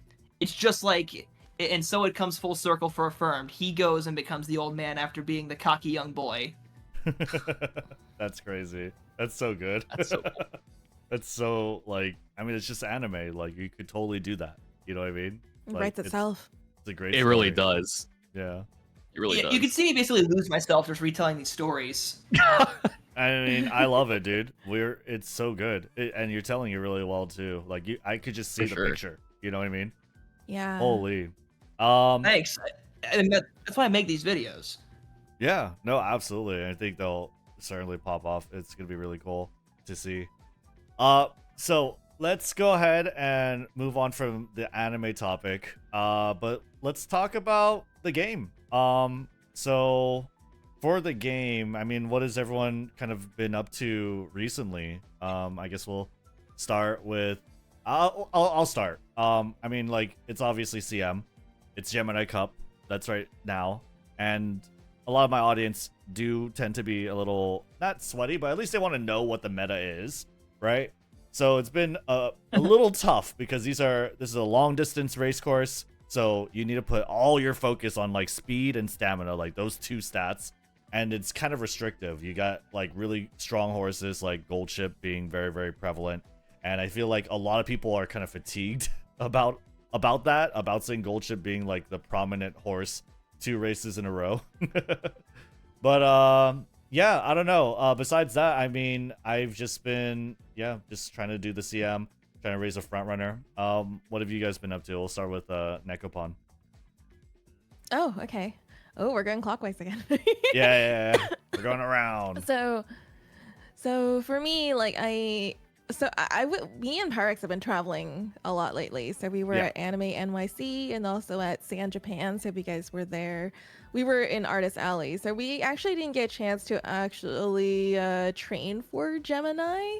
So I didn't do very well on it, but you know, usually when I do play, I try to you know, ace it as well. I am a little sweaty myself, but I do find that global is much sweatier than JP because in JP, like in JP, we didn't have all the same resources, right? Like we didn't know which characters are better, proven statistics and calculations. I think there were a lot more different characters that people were experimenting with, but like when it came all the way now, you know, through KR and TW, it came all the way down to global. Now we're like everyone kind of know like quote unquote the best strategies for every for every cup, and we do get that symptom of like having all of the same characters and everyone's using the same strategies. So I feel like there's way less like variations of like what could happen, and there's only like one solution. Oh, but yeah, like gold ship with long S and like, you know, 2 golds and whatever. So they're all the same. They're all the same. Everyone's the same. What does the sweaty joke mean? So like it means that. Go ahead. Oh, okay. Basically gaming, right? If you're a sweaty player, you're someone who sweats it out. You're someone who's very hardcore, essentially, right? You're actually trying really hard, essentially, right? You're sweating it out. That's basically what it means. Gotcha. Hopefully that makes sense. But then for me, I still play JP as well. So JP recently came out with this amazing quality of life button that does all your dailies, like all of them. Your daily races, your legend races, your PvP, your everything is done except for training, but even that you can auto train, so like who cares? And it's like I'm just enjoying my KFC collab right now. I'm watching all my Umas eat fried chicken. I'm so happy. So that's my Umamusume experience right now. They're eating fried chicken. That is love. That's good. No, I can't wait for these quality of life changes for sure. So you still play the JP version and pretty actively? Yes. Okay. Yes. Yeah, I got still in love. That was a struggle though. You got her though. It was. Yeah, Congrats. right now, the character that's out is Spore City, and I still haven't been able to get her yet. So I don't think I'll be able to. I'm like 80 in. I'm like, she's gonna go away before I can get her. It's gonna be tough. Spore City, that is an interesting horse. So Spore City is technically the first Japanese horse I ever saw on TV. Whoa, really? I had no idea. I had no idea what I was in for. JP. It's time to start playing JP. What is happened City is, a mare or it was the 2000... a horse? Esport City is a stallion, but Esport City bravely tried to win the Breeders' Cup Classic, the URA finale, 1.25-mile dirt race, and he tried to run against one of our superstars, Zenyatta, who was undefeated in 19 races. And he was completely destroyed. Unfortunately. Yeah. It was a bad defeat, but he tried his best. But Esport City, he was technically one of the first horses I ever saw race, even though I wasn't paying much attention to him, because Zenyatta was too busy losing her final race of her career by a head bob. Instead of Reichstauer, we have a horse named Blame. Blame. Blame. Blame is the name of our heel. Oh, no. Jesus Christ. Hey. You couldn't have named a villain horse any better. Yeah. Just Blame. A little bit, right?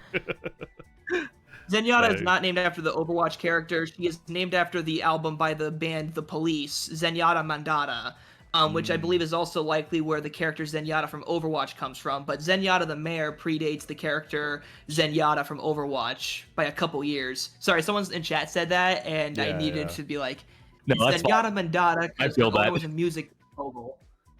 I feel that. What about you, Pyrrhixz? What have you been up to on the game? I mean, Nekopon pretty much answered it. I mean, but if you had anything more to add. You have anything else, Neko? Huh? No, Me? you. Yeah, you. Oh. Are you good? Okay, sorry. We're kind of like all over the place. I just wanted to make sure.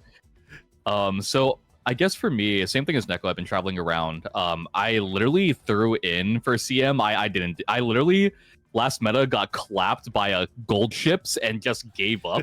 When I came back home, I was like, I'm gonna go to A. If I lose my round 2 and I go to B, I'm just gonna just go to B group.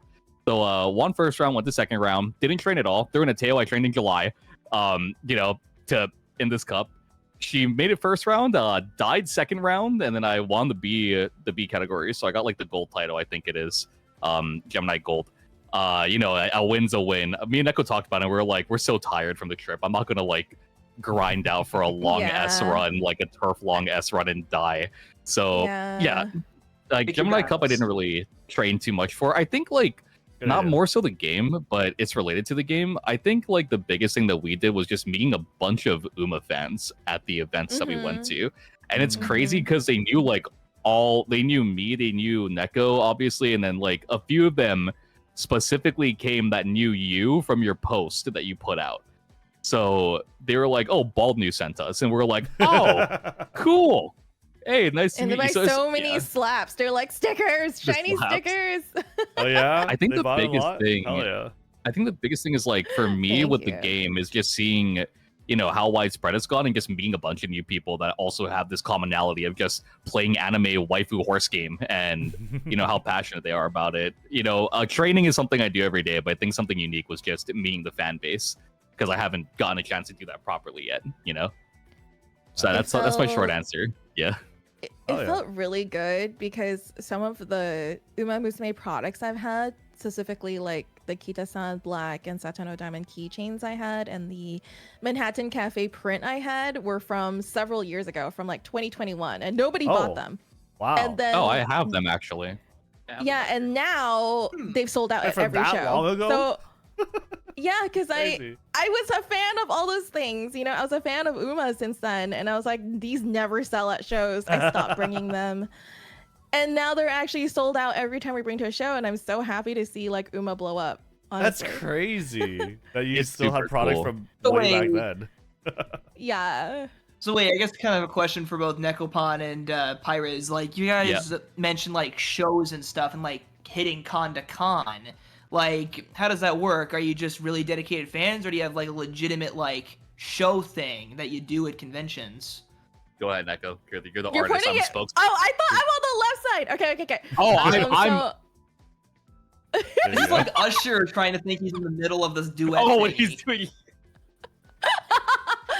No, so I'm an artist primarily, as I was saying earlier in my intro. I mean, while I do guides for Umamusume, my primary is like I draw a lot, and some of your art while you keep explaining. Sure, thanks.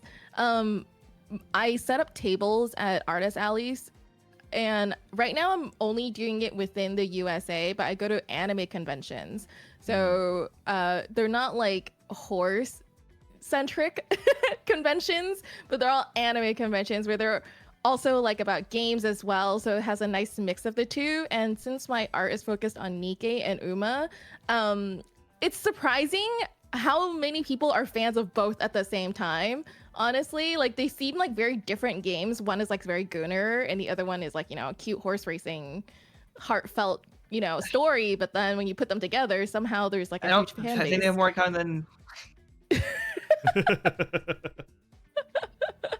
But yeah, I bring my art, so I have like prints, stickers, keychains, like all kinds of like small knickknacks that I draw and like manufacture, and I bring them to shows to sell.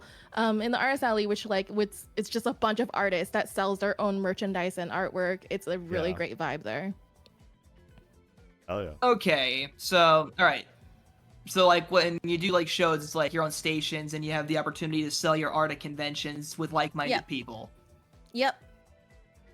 And we're all set up at like tables. It's a whole area where we're all just artists. So there's no like wholesalers or retailers. We're all just people like making stuff from our own homes and stuff like that. Oh, that's my Grass Wonder print. And there's my Manhattan Cafe. And the McQueen one. The Vegito McQueen. That's my favorite. Yeah. She's enjoying a nice cup of tea. That's very nice. Yeah, that was actually for a cookbook. It was for a strawberry shortcake Umamusume fanzine, magazine. I have that Wow. too. Well, that's adorable. Yeah, we got. Oh my god, Mood! Oh, thank you for the raid. But yeah, so, Pyrrhixz, do you feel anything? Oh, sorry. I was gonna say Sorry. like we're only in the U.S. right now, but we do want to like extend our arms to other countries as well. We've only been to Japan, Comic-Con as something outside of the U.S. As the only one, but we want to go to other places as well.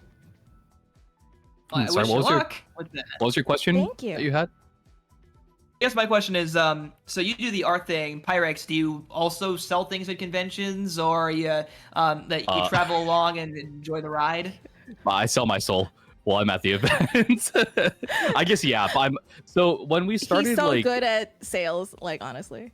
so I met Neko through art, and then we actually started when we started being a couple and started being together. She was like, "Oh, I go to cons," and I'm like, "Oh, well, my whole job was yapping before I started doing YouTube. I used to be like a talk show radio host, basically. So I was like, I could talk to people. So I didn't know Neko's battery is a bit lower than mine, so she'll talk for maybe like these shows are anywhere from 8 to 12 hours. So if she's talking the whole time and we're swarmed the entire time, like ANYC, she's dead after like 4 hours.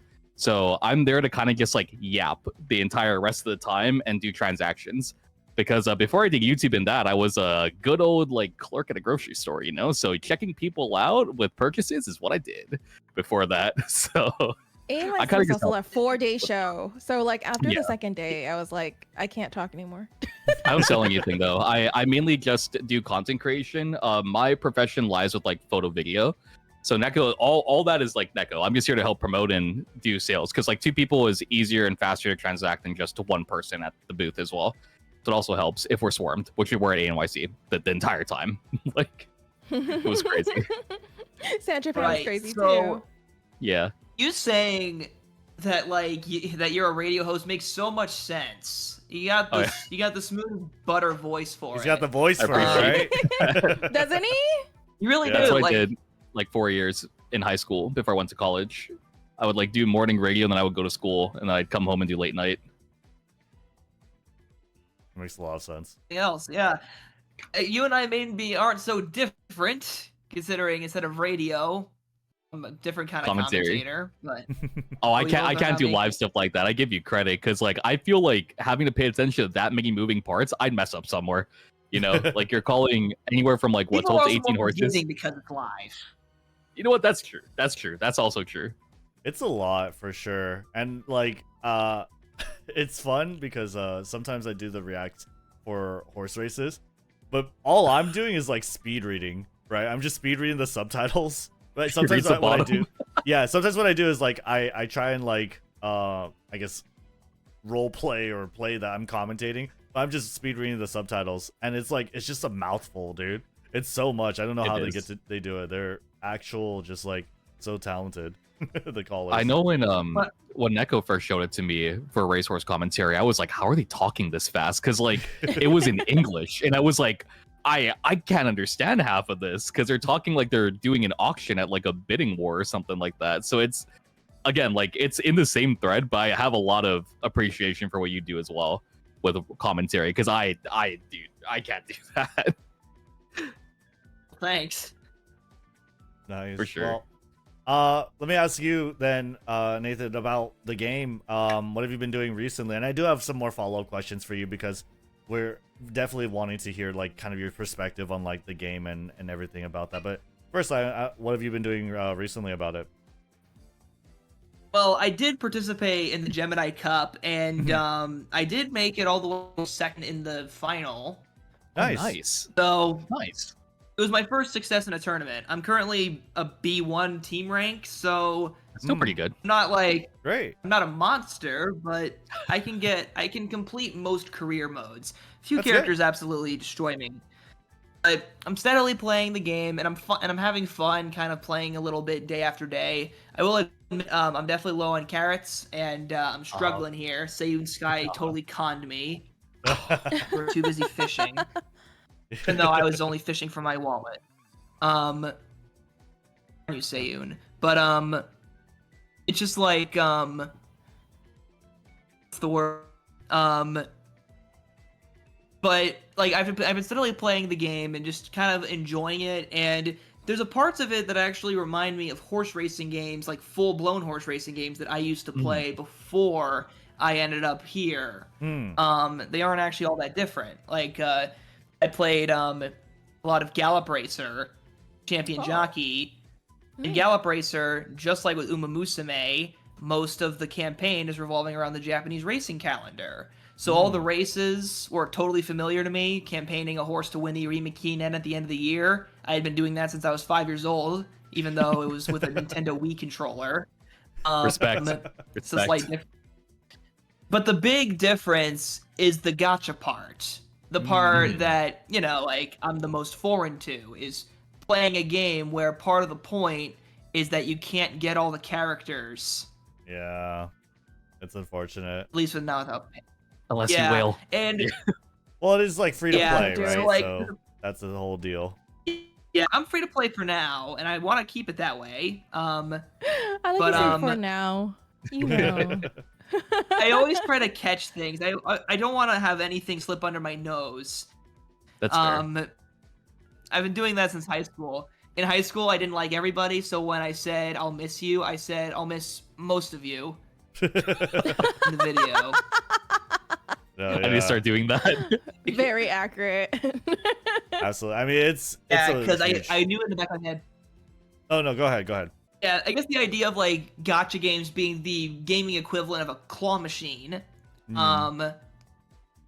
It's not my favorite. Like, I don't like that part. That's I never fair. will, but that's literally what a gacha game is. So there's only so much I can whine about that. But out of all horse racing games, I really appreciate the kind of online competitiveness of it, because it really keeps things fresh. When, you know, you get a little bored of just doing the same career modes all the time. And it gives you more reason to actually want to do it. Actually play through the career again. Go through all those annoying blocks of text with uncomfortable implications depending on which character you're playing as. Shout out to, was it Top Gun? Yeah. Top Gun. Yeah.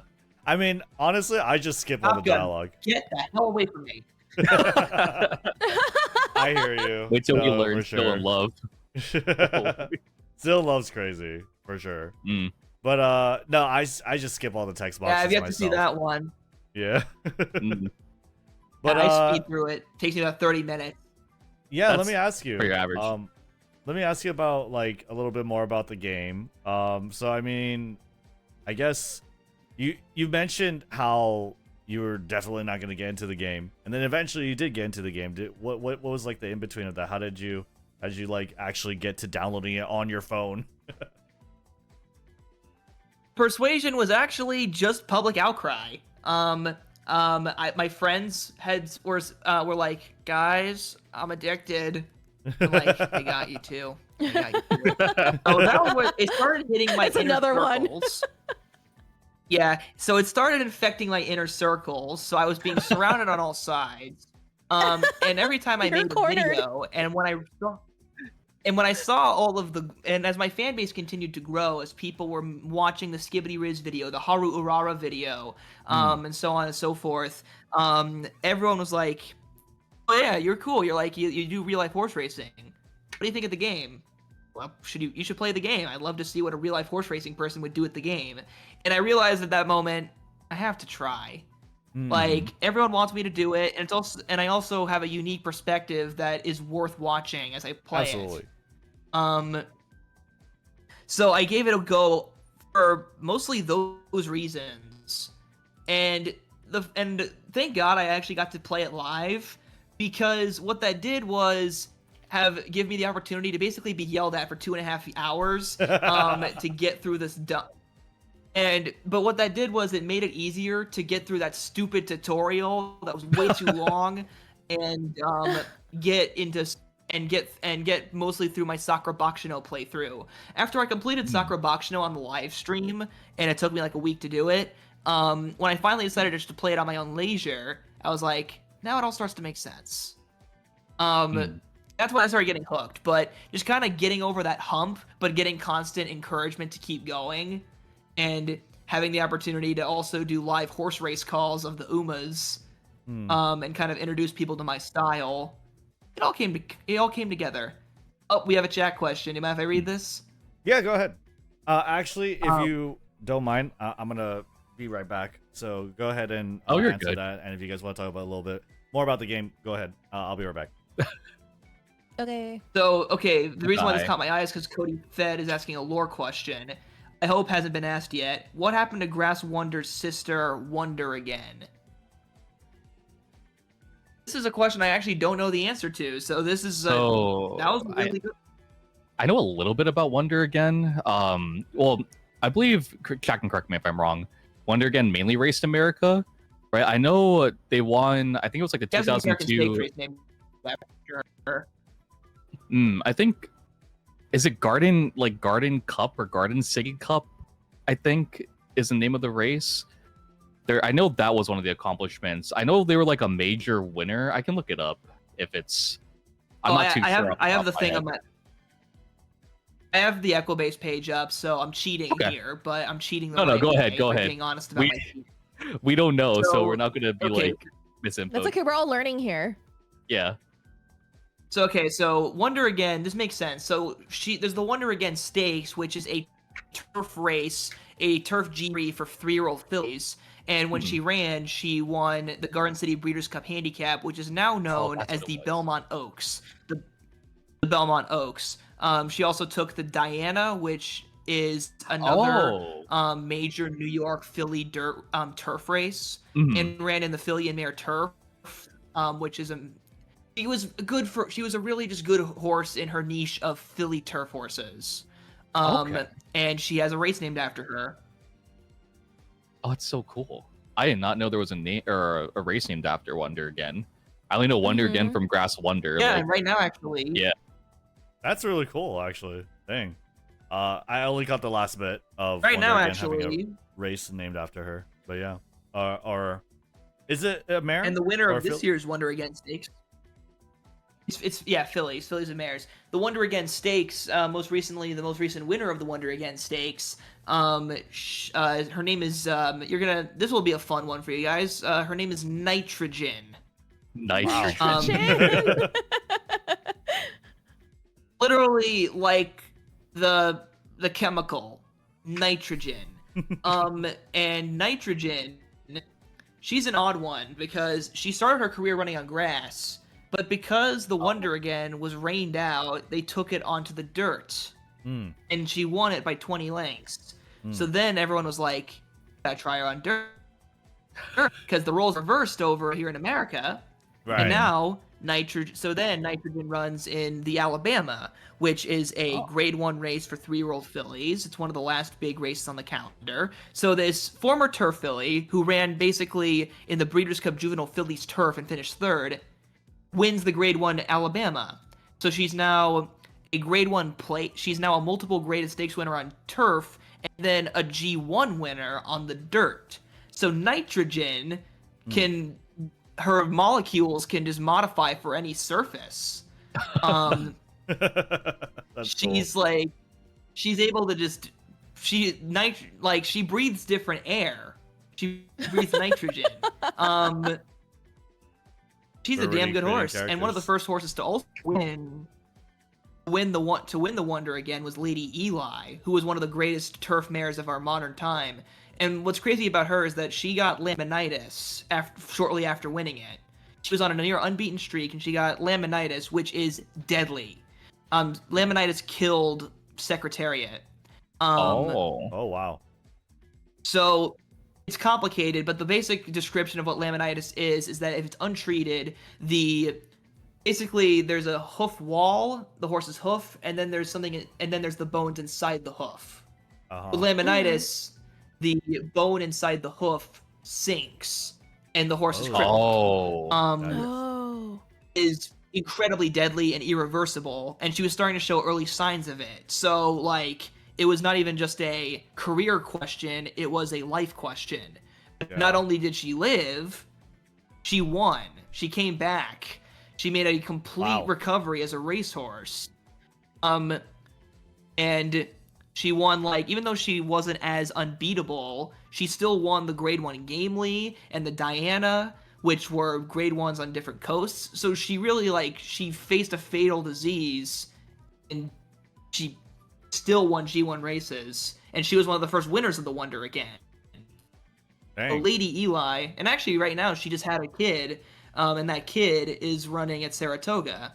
He didn't win his last race, but he has. But she is a mother, Lady Eli. She lives to now be a mom, and she has a kid who's running right now, and it's a 2-year-old. And I don't think he'll be as good as his mom, but that's big shoes to fill. That's fair. So, that's really cool. I wanted to ask a little bit more about the game, and this is going to be off the sort of docket, but I wanted to ask, kind of like, from your perspective as a horse racing fan, right? A real life horse racing fan. How do you think the mechanics sort of translate from the game to like actual horse racing? So specifically, like, for Umamusume, there are characters that are just very good at racing at different types of tracks. Like you said earlier, there's the turf, there's the dirt, right? But there's also like distances, like if they're really good at short, mile, medium, long, and as well like the styles of running too, right? Like, how well do you think these sort of like mechanics are they portrayed? Because like, if I were to give my first impression, right, I would say for turf and dirt, I totally would think like certain horses are just good in turf and certain horses are just good at dirt, right? Absolutely. And I'm pretty sure like you probably breed for that too. For like distances, I would think maybe like short distance, that makes sense. Like for some to just not really go the distance and be good at for mile. But I feel like there is like between medium and long, I feel like it's kind of like maybe a muddling of the two. Like, I don't know if like a long distance horse is necessarily going to be bad on a medium distance track. And this like happens in game 2. Like, that's not a lot of horses, but some of them, right, would be. And like for strategy, I don't know if it's always consistent, like if people or if horses like stick with one strategy. I don't know if it's the horse, I don't know if it's the jockey. What do you think? All in all, I know that was like a mouthful, and you can feel free to tackle any one of those as you like, but yeah. I'll try to piece it together bit by bit, because there's a lot of ways to talk about it. In terms of like the game's mechanics, it's decently complicated. It's a lot of horse racing video games will have, every horse racing video game has no choice but to oversimplify living animals. So there's a lot of nuances that can't necessarily be included in the game, but some of the things that they do include are really good. The 4 main running styles, that's a pretty good broad way of casting how horses run. Kind of proficiencies that horses get from their parents and then from legacies. That's legitimate, like, because a lot of times if people are looking at a horse's mom, they also look at the dam sire, the father of the mom. A legacy, you could say. So that's kind of the closest thing to them implementing pedigree. So that's something that's really nice. And also, as frustrating as it is, the bad RNG is perfect for the sport of horse racing, because you can have the best horse in the race, and if you're blocked, you're blocked. As an example, like, there are a lot of star horses who are come from behind runners who regularly just get into total anarchy, just complete trouble, and despite being the best horse in the race, they just can't overcome that. Like, the game's fantastical. It is a kind of, it's not like the most, it's far from the most realistic horse racing game, and that's the point. It is supposed to be a little out there. So I don't hold it to certain standards, but it's a good way of kind of introducing the broad styles and the broad things that happen in horse racing. But of course, when you actually watch it, things are a little bit different. I mean, I guess as an example for running styles, Secretariat at the start of his career was a come from behind horse. He was a complete end closer in the Kentucky Derby. But also, in the Belmont Stakes, he went to the lead immediately and just went all in on front running. Just totally rushed and made it work. Or he made a move in the Preakness in the first quarter mile and basically rushed from last to first in that move. So those kinds of moves, those kinds of like horsey things and individuality, you can't get in a video game, but you never could. They also don't take into account the fact that horses fall. They sometimes, for no reason, will just duck or refuse to leave the starting gates. The fact, like, there's a lot of... Like, the short and skippy of it is that it's a great introduction to a lot of different things in horse racing, and when people use like Umamusume slang to refer to abilities and running styles, it actually translates very well. And I enjoy that because that's them kind of translating the sport of horse racing into their language and being able to learn, which is perfect. I think people should be able to accommodate themselves to learn about something, and I really appreciate that. But yeah, I guess the brief summary of it is that, like, it's a bit simplified, but it does cover a lot of ground. But if you watch the sport, you're going to be in for a surprise still. I think Umamusume really, really tries to incorporate all those little details whenever they can. Like, for example, for like Gold Ship, right? She does have a secret event where you can like forcefully get her to have a debuff at the gate. Yeah. Which is pretty interesting, as well as maybe even Tamamo Cross, where she actually can race in 3 different race styles in the game, and she can be good in like at least 2 of them. So I think that's super interesting. Yeah, Mayano Top Gun, I think, too, is also just like exactly proficient in everything, like in terms of running styles, right? So that's always interesting. And like Agnes Digital, like Agnes Digital, the infamous Agnes Digital, one of his famous trademarks. Now everyone knows everyone knows the infamous nickname that they've attributed to the character because they interact with everybody, so it kind of makes sense.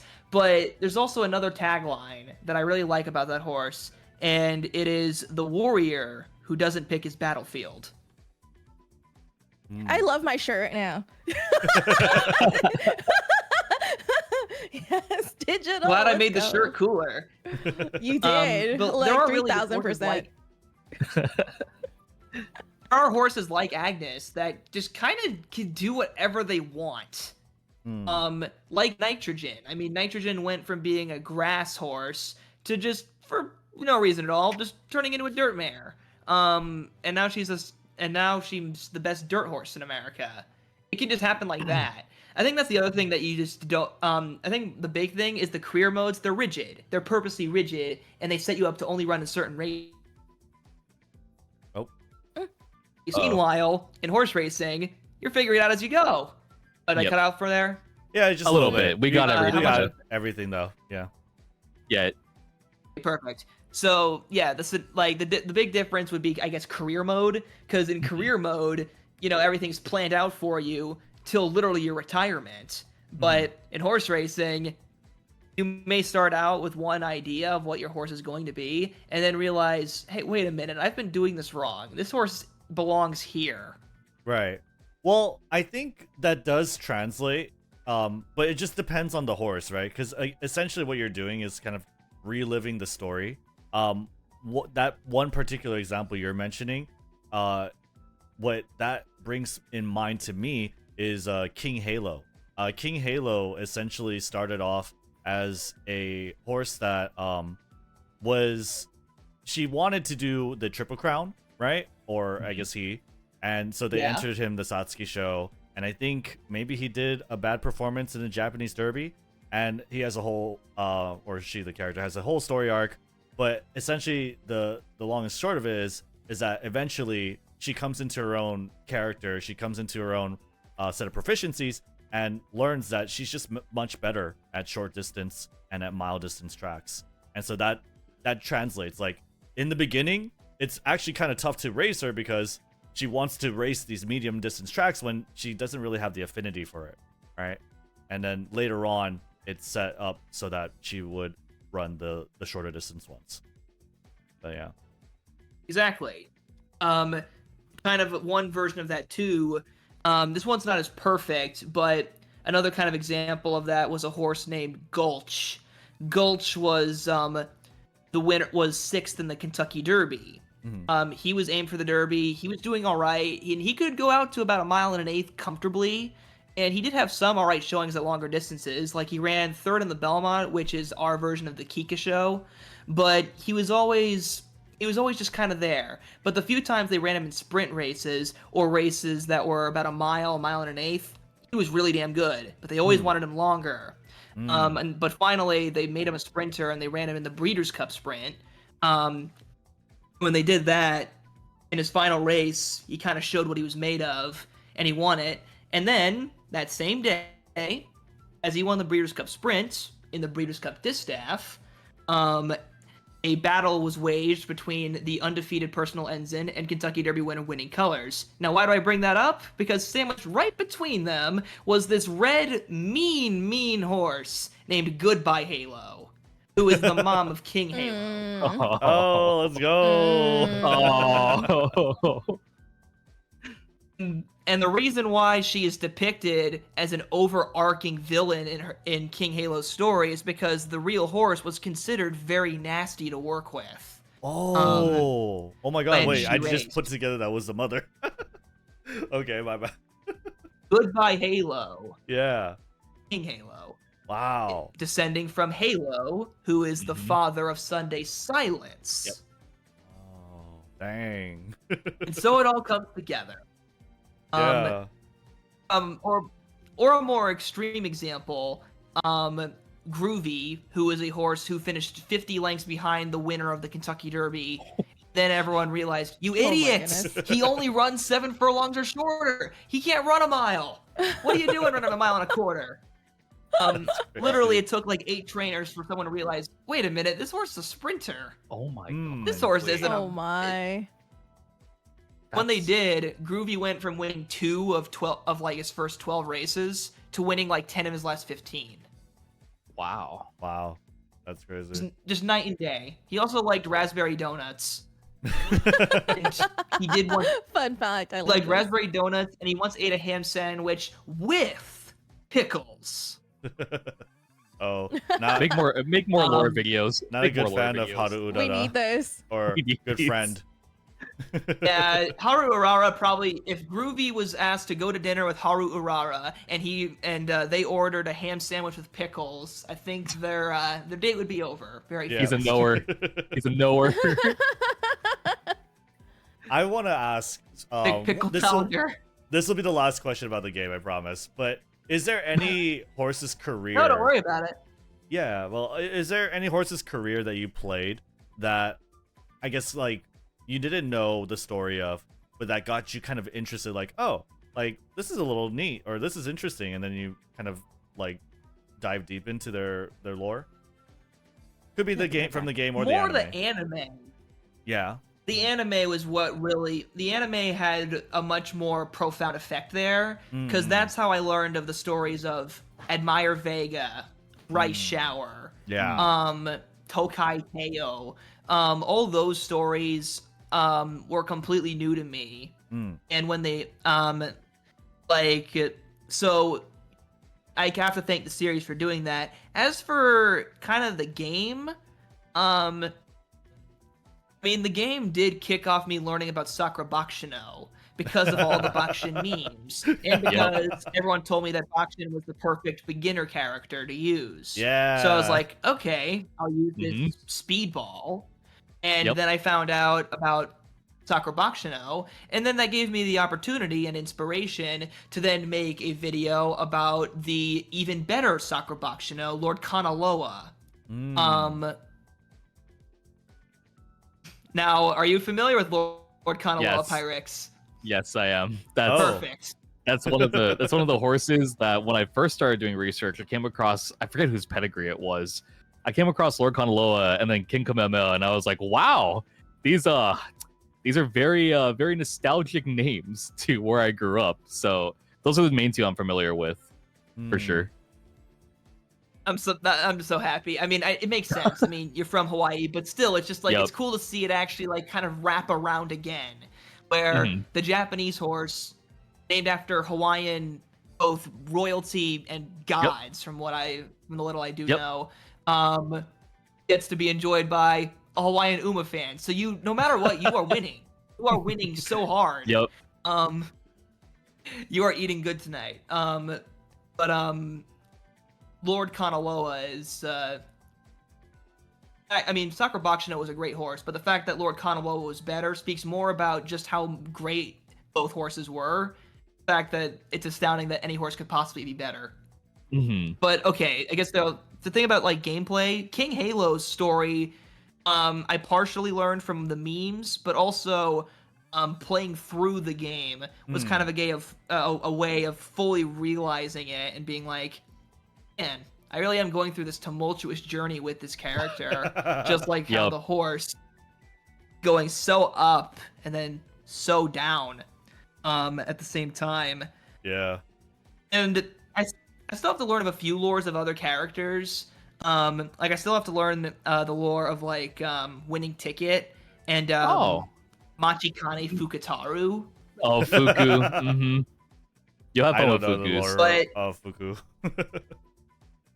But I have enjoyed playing their games. I have enjoyed playing their games. Thanks. Top Gun was also fun to play. And the reason why I enjoyed playing the game was because I hit 2 times fast forward. Yeah. That's how all of us play. I mean, that's all of us play. really how most of us So play. I didn't have to deal with all the disgusting crap, and I could just focus on being like, speed, stamina, power, go, go! That's how we feel. No, like, absolutely. It's just like, sometimes at the end of the day, like, you're not really in the mood to kind of sit down and read a story. You just want to see big number go up, you know? I sympathize with that 100%. But yeah, let's move on to the sort of different discussion and talk more about. I kind of want to bring it back to real horse racing and just like I guess plans to watch it. Yeah, because like I'm super excited and I definitely want to talk and touch more on like some of the Japanese horse racing too. But yeah, let me see where to kind of start off. With the horse racing scene happening right now, right? Let's just talk about like the big elephant in the room. The Prix de l'Arc de Triomphe, right? Is anyone unfamiliar with what's going on or as far as I guess the history and significance of the arc first bring it up? When you say what's going on, do you mean this year currently or history of the arc right in now. general? Well, yeah. Yeah, I'm sorry, not in the loop. The general history. If it's current, no. If it's like history, Current, then yeah. Yeah. Yeah. Okay. Cool. All right. We understand like it's Japan's like biggest quest, right? Essentially, is like Right. their holy grail Right. is to get it. We have right? a whole scenario on it. Yeah. I don't remember too much of it either, but I mean, like, I played it once because I was doing like a catch up and I was like playing the scenarios back, but I never understood the significance of it when I first played it, and like only now. Yeah, no racehorses. Yeah, it's crazy, right? That no Japanese racehorse has done it, and I don't know exactly. I think it's like 50 years, half a century they've been trying, right? Is that what it was? Sounds right. Sounds right. 1969 was the first year, so it's been 54 years of on and off trying using 32 individual horses. Wow. You got the number. It all started. Well, that's because I just made a video about it. He did. Yep. Hell yeah. Yeah, I also did make a video on Lord Kanaloa, so I need to watch curious it. about that one. Right. Yep. Oh, perfect. In that case, I don't have to do my job. No, please do your job. I need more people that do like extensive videos. Please do your job. Yeah, no, But yeah, it's just I definitely need to get off my rear end and like start pumping out more lore videos because I've been stuck on a few for a while. But anyway, so for the history of the arc, so we're all familiar with the fact that it is the holy grail of Japan's conquest overseas. Yeah. Just like Europe is in general, because Europe is the originator of the modern horse racing, and a lot of silver spoon Euro horse lovers will also declare it the best horse racing in the world, and that it has the best horses. To some extent, they're right. Right. To have any kind of foreign challenger take it is incredible. But this year, No, continue. So no horse outside of Europe has won it. American-born horses who raced in Europe have done it, but nothing quite like this.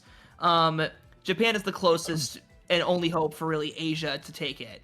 This year, however, Japan is coming in swinging with 3 serious shots to win the Arc. I was gonna and it's ask you because that. of something new they've been. Yeah, so I'm glad that you're segueing Yes. into that. I was gonna ask you like, what are Japan's shots? Because I've learned about the Croix du Nord, Byzantine Dream, and Alohi Ali, right?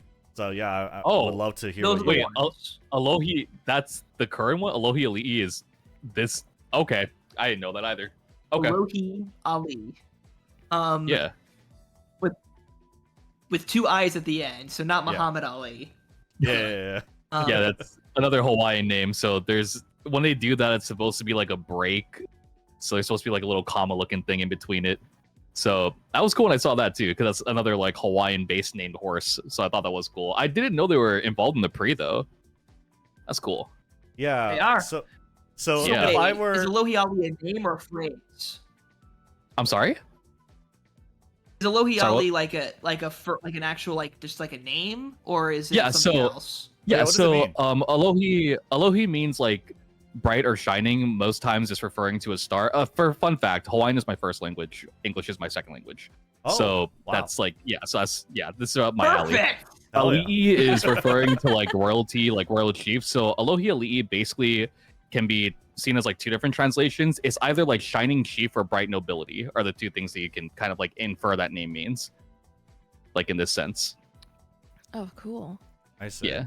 Well, I mean, that's a pretty damn good name for a horse. Yeah. Shin Emperor is the 4th. I wouldn't say that Shin Emperor is still kind of a maybe.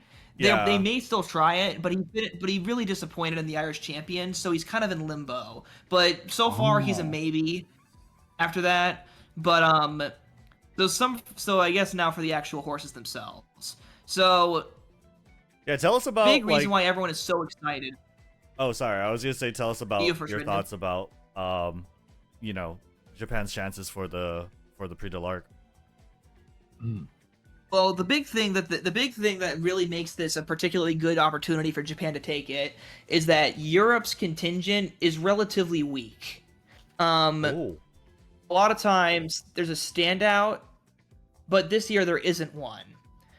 For some Oh. of Europe's contingent, so that we know what we're up against, we have the second, third, we have the second and I think 4th finishers in the arc that are like certain to go, like last year's arc. So the horse who came second in last year's arc, A Venture, she won the Prix Vermeil, which is the filly prep at Longchamp.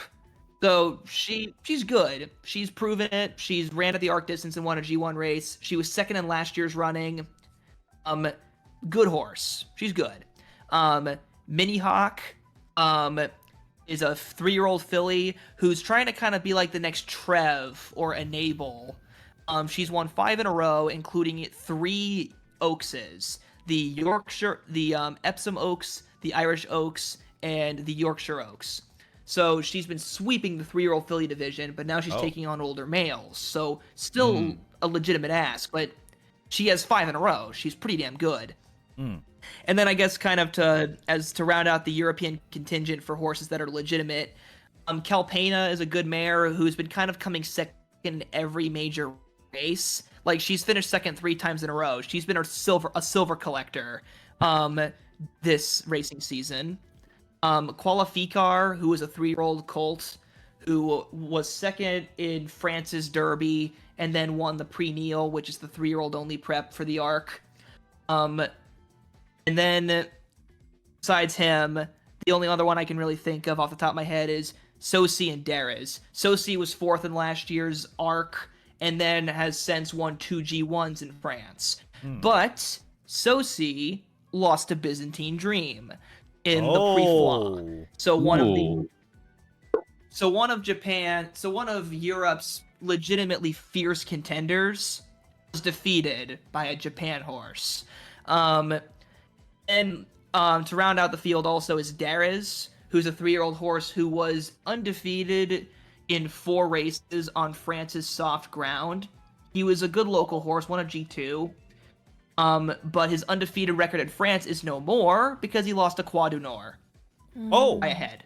let's wait. The recent one, in the L'Orange, I don't know. The Prix du Prince d'Orange. Really? Oh shit! I'm butchering the French language. No, that's fine. I didn't Okay, remember the name. I can't do it either.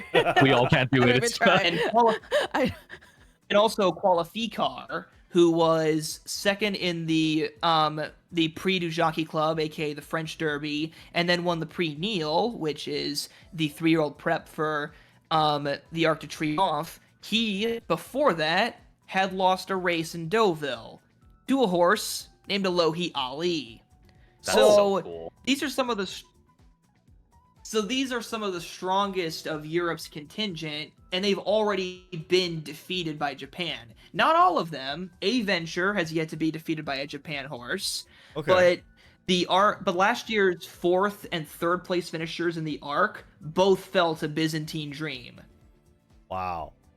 That's crazy. So it sounds like there's like a really big shot at this. The fighting chance. Yeah. Yeah, particularly just because of the weaker European contingent, but also because Japan has done what they should have done a long time ago, which is race in France before the Arc. Yeah, Because very historically, yeah. all 3 of these horses now are familiar with France. The biggest transition for Japan to France is that a lot of times Japan's race courses have firm grass. It's hard. It's easy to glide over. You know, when you have a hard surface, you can kind of fly over it. But in Europe, in France, a lot of times the track is considered good, soft. These track conditions, you don't need to memorize them, but what's important is that these track conditions are mushier. So every time those Japanese horses hit the ground, their feet sink into the dirt and turf more than they would back home. The new sensation, and it takes just a little bit more energy to lift out of the goop, and that drains you. Yeah. So historically, all 4 times Japan has come second in the Arc were with horses that had at least one prep race in France before they did it. El Condor Pasa had a whole basically half year in France. Wow. That's why he did so well. He was used to it. Nakayama Festa, who was just as close as Orfev to winning the Arc, was Yeah. second before he was second in the Arc. Wait, say that again? Sorry, no, you cut out a little bit. He was 4th in what? He was second in the Prix Foix, which is the same prep race that El Condor Pasa and Orfev won en route to coming second in the Arc. In fact, Orfev used the Prix Foix as a springboard twice to run second in the Arc. Both times he came over, he won the Prix Foix, and then he lost to a French mare, to a European mare. First Solomia and by a nose, and then second to the super mare Trev. It's like it really goes so deep. But this year, because all 3 of these horses have experience in France, Yeah. they're used to it, they're better accommodated for it, and they've even proven themselves against other French contenders. That's crazy. Despite all this, I still believe without a doubt that Byzantine Dream is the best shot of Japan winning the Arc, not Croix du Nord and not Alohi Ali. Wow. Okay. So if you were betting, you would put it on Byzantine Dream. Yes, I would. Byzantine, the big reason is age. Croix du Nord and Alohi Ali are both great 3-year-old horses, but they will be facing older horses for the very first time, which is an extra challenge amongst traveling to a new country and getting used to the new surface and dealing with harder competition than they've ever faced before. Got it. Still, no matter how they run in the Arc, I think all 3 horses should be proud to have won their prep races, sure. especially Ali. Ali didn't seem like the best shot in the world. He was 8th in the Satsuki show in the shadow of Quad du Nord, who was 2nd in that race to Museum Mile, who back home has won the Saint Light Kinnin and is now preparing to run in the Kika show. Yeah. So keeping that light burning. But despite being 8th in that Triple Crown race, finally out of the shadow of Quad du Nord, he just obliterates France. And he could be a good front runner, but all the best Japanese horses in the arc were 4 years old. All the second place finishes, except for Orfev's repeat, were 4-year-olds. Byzantine Dream is 4 years old. I see. Oh, okay. That's interesting. I have a question for you. I'm not sure if we're going to derail too much. We were talking about past horses that competed from Japan. One of like, I guess the roughest things that I've researched is if Symboli Rudolph didn't get injured, Rudolph would have raced against Dancing Brave. In your opinion, how do you think that race would have gone with Rudolph versus Dancing? Well, Dancing Brave, I'm assuming you're familiar with that horse. Oh yeah. Yeah. So if you were to kind of like give your estimation on that, how do you think that race would have gone down had Rudolph not gone to the States and actually been conditioned in France to race in the arc? Well, it would be interesting. The big thing about Symboli Rudolph is that one thing that would be in that horse's favor is that he did like that direction. All of his defeats had infamously come on right-handed courses, right turns. So he might have appreciated that. But I also think that against not just any regular art field, against Dancing freaking Brave, running the greatest race of his life. Dancing Brave, that's the thing. When he won that race, that was the best race of his life. He was flying so fast. He was a shooting star on the outside when he won the arc. Symboli Rudolph, even properly prepped, stood no chance against Dancing Brave. You know what's funny? When you said that Symboli Rudolph had the right-handedness of the track in his favor. It's funny because like I'm not too sure how familiar you are with all the game mechanics, but you know there are certain skills where like the Umas can learn. Learning right-handed that gives them a proficiency on those tracks, gives them extra speed. The track condition, which you said was maybe like good, or I think you might have used the word heavy, that's in the game too, and it like actually drains the Uma's stamina, right? I think it's one of the two. It's either you need more power or you need more stamina, or you suffer more stamina loss as you keep going. So like these are things that make into the game I think are really cool, and just to hear you kind of talk about it is very interesting. For sure. And that's something I really like, is that like by total accident all comes up. I'm just spewing what I know about horse racing, but it just so happens that that's applicable to the game. Yeah. So the game really is able to kind of like, you know, like we aren't really so far apart on the language barrier here. Where like when talking horse racing, it all kind of comes together. Yeah. And it ain't so foreign. Which is the biggest hurdle, is kind of teaching people and kind of reaching that equal. No, yeah, like right now it's what we're preparing for is like the Cancer Cup, which is the upcoming CM, and like the biggest thing is like let's get the good green skills. It's a right-handed course.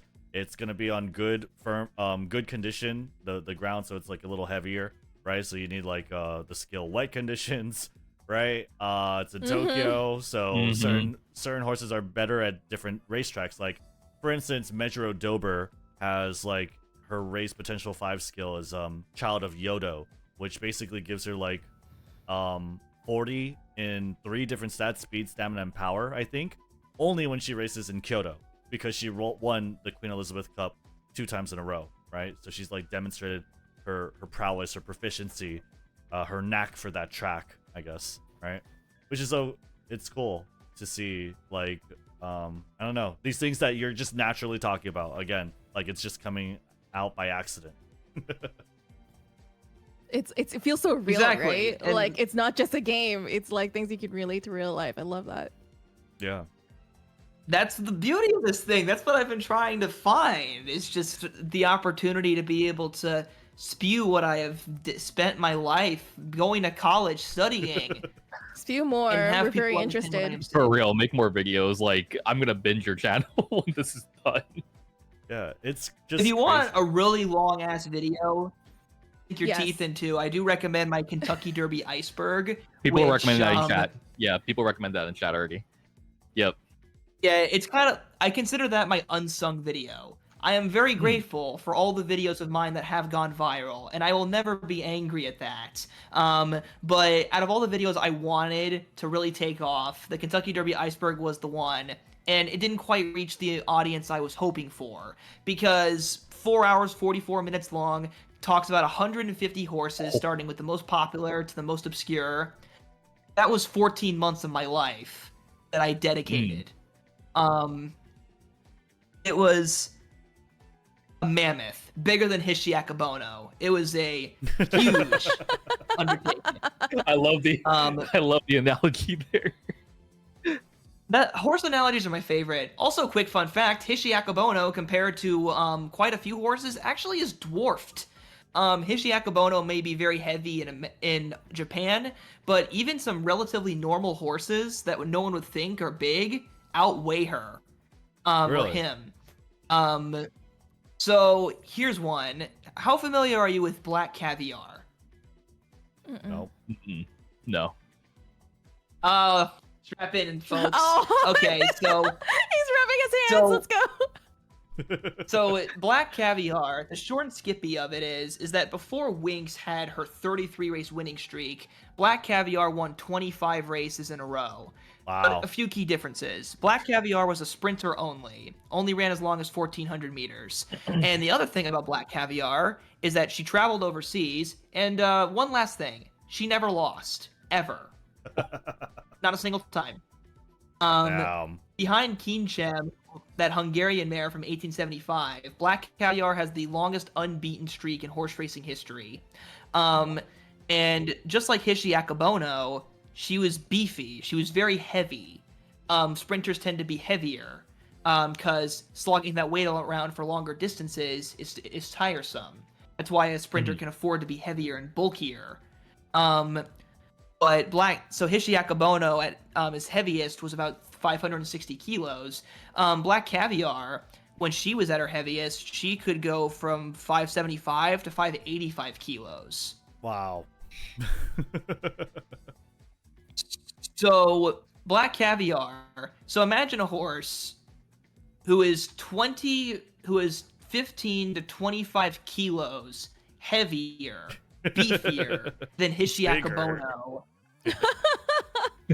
Bigger and thicker than Hishiakabono, but is also can hurl that weight faster than any horse at 1,200 to 1,400 meters, and is perfect, literally perfect. The greatest thing she ever did, though, was in her 22nd race. She went over to England to run in the Jubilee, which is basically the greatest turf sprint race in the world. Totally new world. And she won the race despite a few factors. She tore a muscle in her chest during the race. So she ripped a muscle. Then, after ripping a muscle while running, in the most important and biggest international race of her life, traveling halfway across the world, her jockey actually misjudged the finish line 100 meters from the wire. So, for a brief moment, she slowed down. What? No. Oh no. Despite all that, and despite that, she won by a head. Still perfect. She had every excuse to lose that. What? Oh wow. That's crazy. That's crazy. Can't keep it. Decelerating and It is accelerating again crazy. that fast. Yes. My goodness. Yeah, so Hishiakabono may be incredibly heavy by Japan standards, and he is beefy. He is a heavy horse, but Australia is a different breed. I mean, Black Caviar, 585 kilos, and there was an even bigger horse named Holy Roller, who was about 6'1" at just his shoulder top, not including his neck, and he weighed about 750 kilos. Oh my god. Damn. This is a real horse.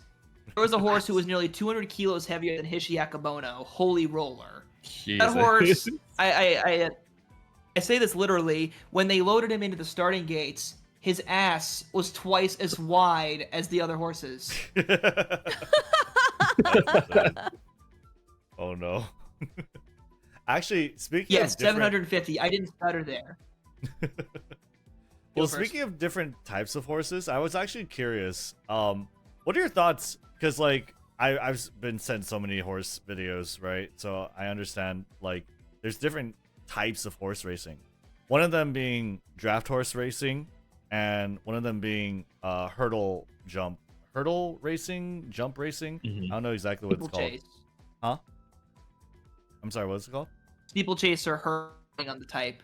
Right. What are your thoughts on those? Because like I'll just be upfront with my thoughts. Like I feel like, I don't know, the draft horses, they seem like really big, and I kind of don't really like the races where they kind of go up a hill and then come down, and I worry about the sleds hitting their ankles. Banye is it's niche for a reason. It's the slow races, and it's also pretty it's kind of hard to watch for me because it's so cumbersome, it's so slow, and sometimes the way that the jockeys just kind of hurl their hands feels excessive. I mean, the horses that they have there are impressive beefcakes, and they're hauling around so much weight. But it's not for me. Steeplechases, I also don't usually watch. Like, there are some great steeplechase stories, I will always say that, but it is just so dangerous. Yeah, the amount of injuries that happen, it's hard to watch. Yeah, like I see so like every race I've seen, there's an accident where the horse just can't make it across the hurdle or the steeple, or they just toss a jockey, and it's like, you know, I don't want to talk bad about it. Obviously, I'm gonna admit, like, I'm not familiar with the races, you know, and I'm not like into the culture, obviously, but it just seemed a little dangerous, you know. So yeah.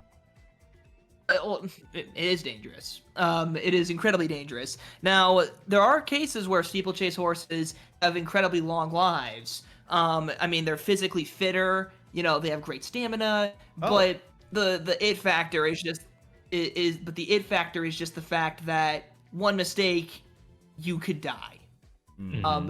One misjudgment, and you can die. Which is what makes Oju Chosen such an odd horse. Oju Chosen, a son of Orfev who transitioned to being a steeplechaser, he was not very graceful. He would just barrel through obstacles, and he was the greatest steeplechaser Japan had ever seen. He was so, frankly, yeah, he was just. It's not like he was the juggernaut. Complete the jump, barrel through the bush, the hedge. Just kind of Kool-Aid Manning through it. A little bit, yeah. He would just be, oh yeah. But despite that, he was just so much. He was the greatest thing that Japan has ever seen. Jump an obstacle. Like, I will not deny that there are some incredible moments in jumping, but it's not fully for me. I guess there's one crazy example story. There was this super crazy long steeplechase that's like 4.5 miles long and has all these ridiculous obstacles and was called the most dangerous race in the world in Czechia. And one of their favorite heroes was a horse named Jeleznik, which translates to Railway Man. Ominous. Railway Man. And he's the only horse to win it four times. But the fourth time he won it, and this is something that I'm glad doesn't exist anymore.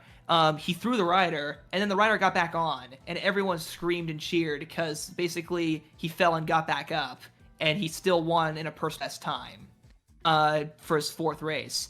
Like, incredible drama, but they've disavowed that rule. Mm. I see. Dang. So those are just some jump lore. I see. I gotcha. I actually okay, this is maybe a random question. Sorry, I'm picking your brain so much on just like horse racing in general. But You think I I'm have- complaining? We really No, yeah. enjoy the knowledge and information you're giving us. For sure. True. My question. Thanks. This one's gonna be a little. Look, go ahead.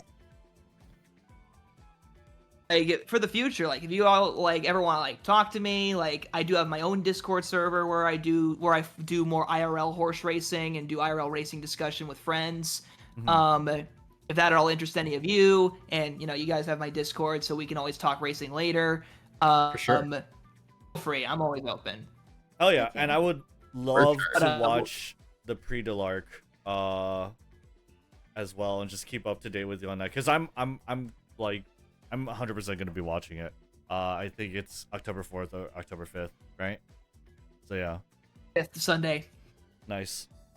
Gotcha. Okay, this is a random question. Okay, another game I play is like Crusader Kings. This is super off field, but they had an expansion recently with the sort of I guess the Mongolian horde or whatever, right? And so like my question was, the Mongolians are like usually known for having really strong horses. Is there a reason why, I don't know, I don't really hear that much about them in professional horse racing? Or like, Well, because it's because they don't breed thoroughbreds. oh, I see. Oh. The breed that all the Umas are, almost all the big horse racing, all the big flat racing and even steeplechase racing, it's run by a breed called the thoroughbred. And the thoroughbred is defined as a horse that can be traced back to the 3 founding sires, which you all know very well because of Yeah. the 3 statues. Yeah, Mhm. goddesses. Mm-hmm. Exactly. The 3 goddesses are the 3 founding stallions of every thoroughbred that lives. So that's those race horses. Meanwhile, Mongolia, they have their own stout local pony, Mongol pony. These are not going to win the Kentucky Derby. What they can do is traverse hundreds of miles at a time. Like, these horses aren't bred for sport. They're a way of life. For Mongolians, there are more horses in Mongolia than there are people.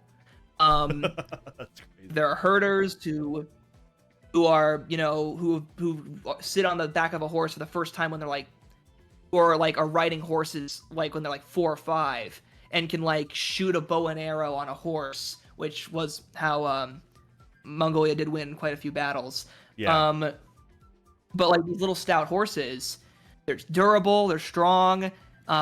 They can use every part of them, keep these herds around, travel nomadically, at least like specific like groups or tribes in Mongolia, and just kind of live off of them because you can drink the other's milk, you can have the meat, the companionship, the travel, everything, and the pelt. Right. It's totally different. We are going a little bit into time, and I did have some more questions, but I wanted to, make sure Pyrrhixz and Neko, if they had any more questions for you, that they would be able to share if they had any.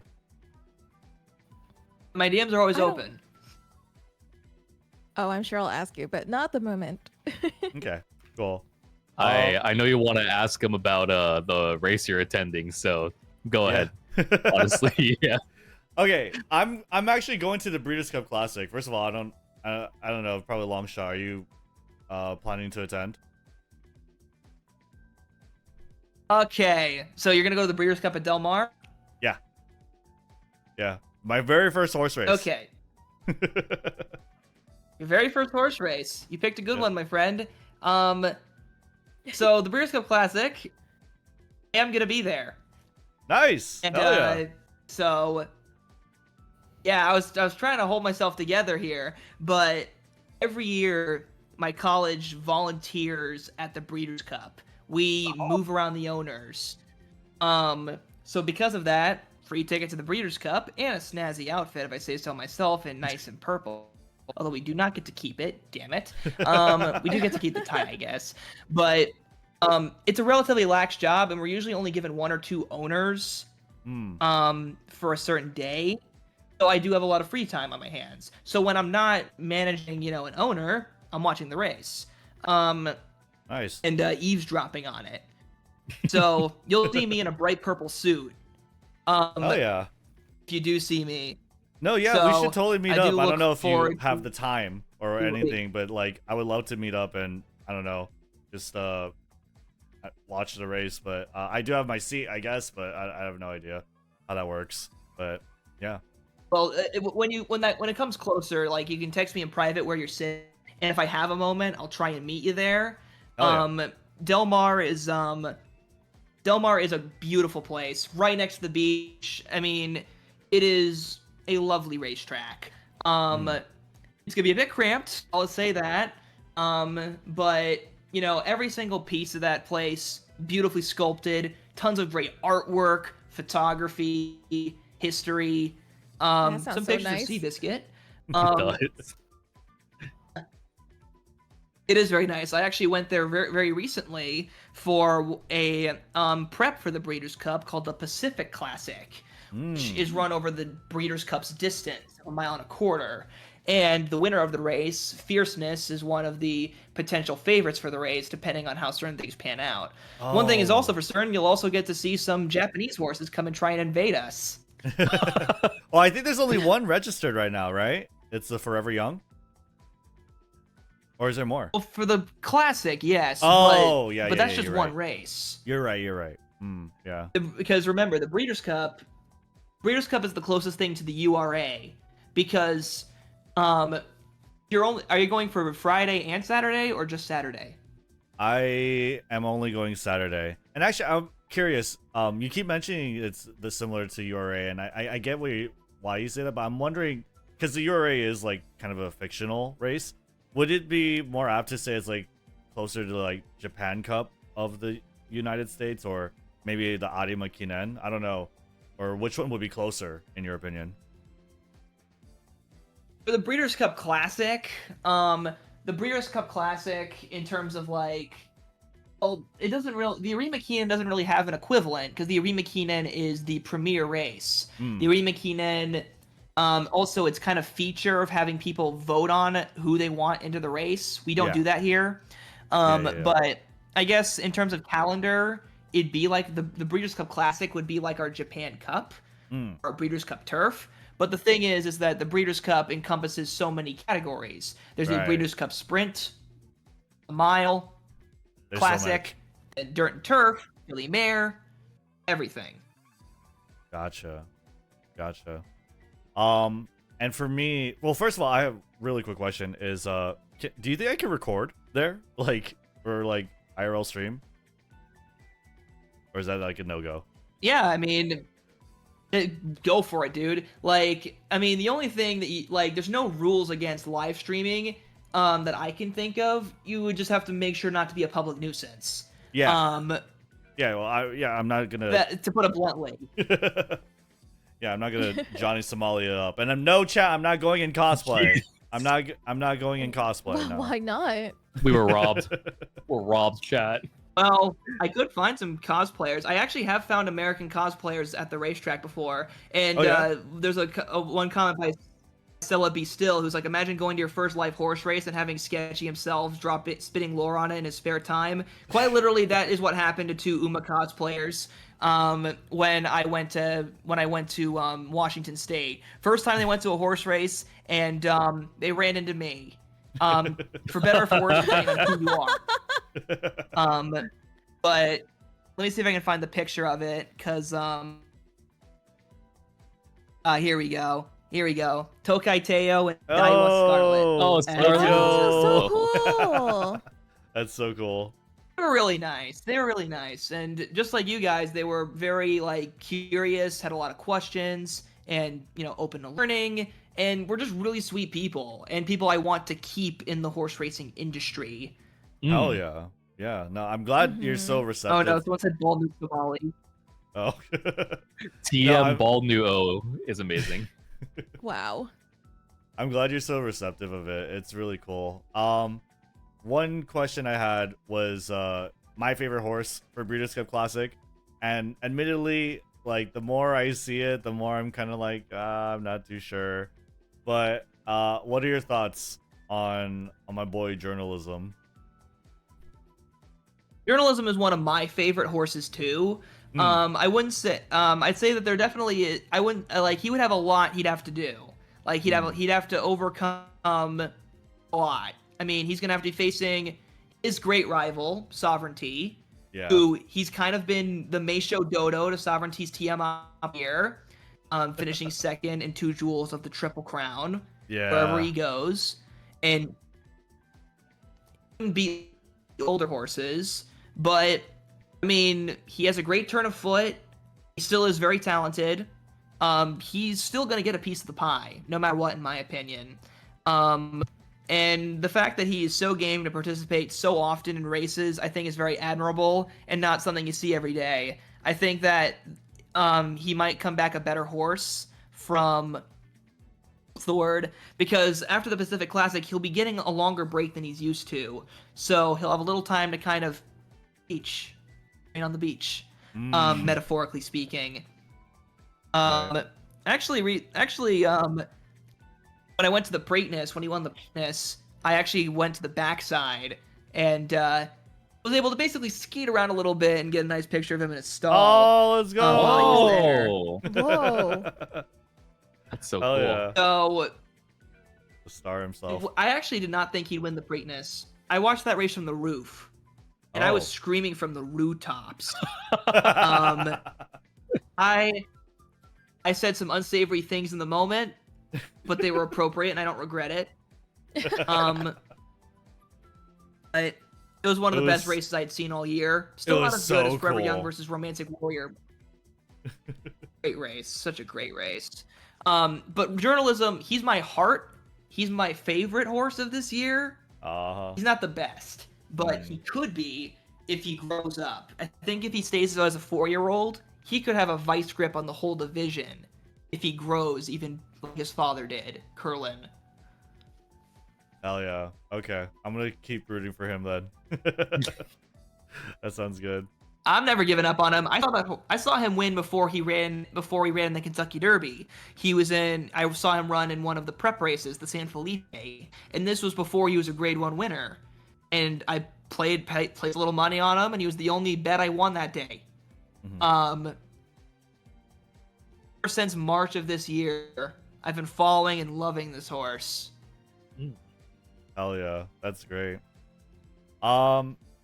My last question before we kick off to like outros and everything, but my last question was how well do you think, I guess, people in your circles, other horse racing fans, horse commentators, staff, whatever, how well do you think they're receptive of Umamusume?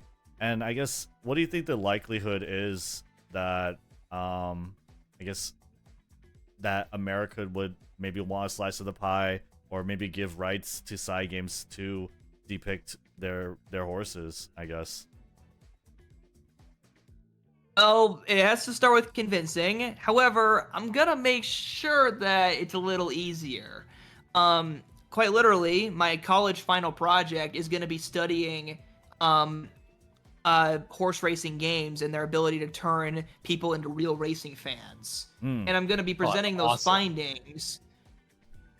I'm going to be presenting those findings in front of major racing executives. You got 3 here. Yeah. So what I'm going to be doing at some point is I'm going to be making a survey scanning about 3 different games, so people who play all 3 games can respond and play to the game, and seeing if there's any trends on like how can we turn people into racing fans. And so far my conclusion is that this is it, is that Umamusume is the gateway.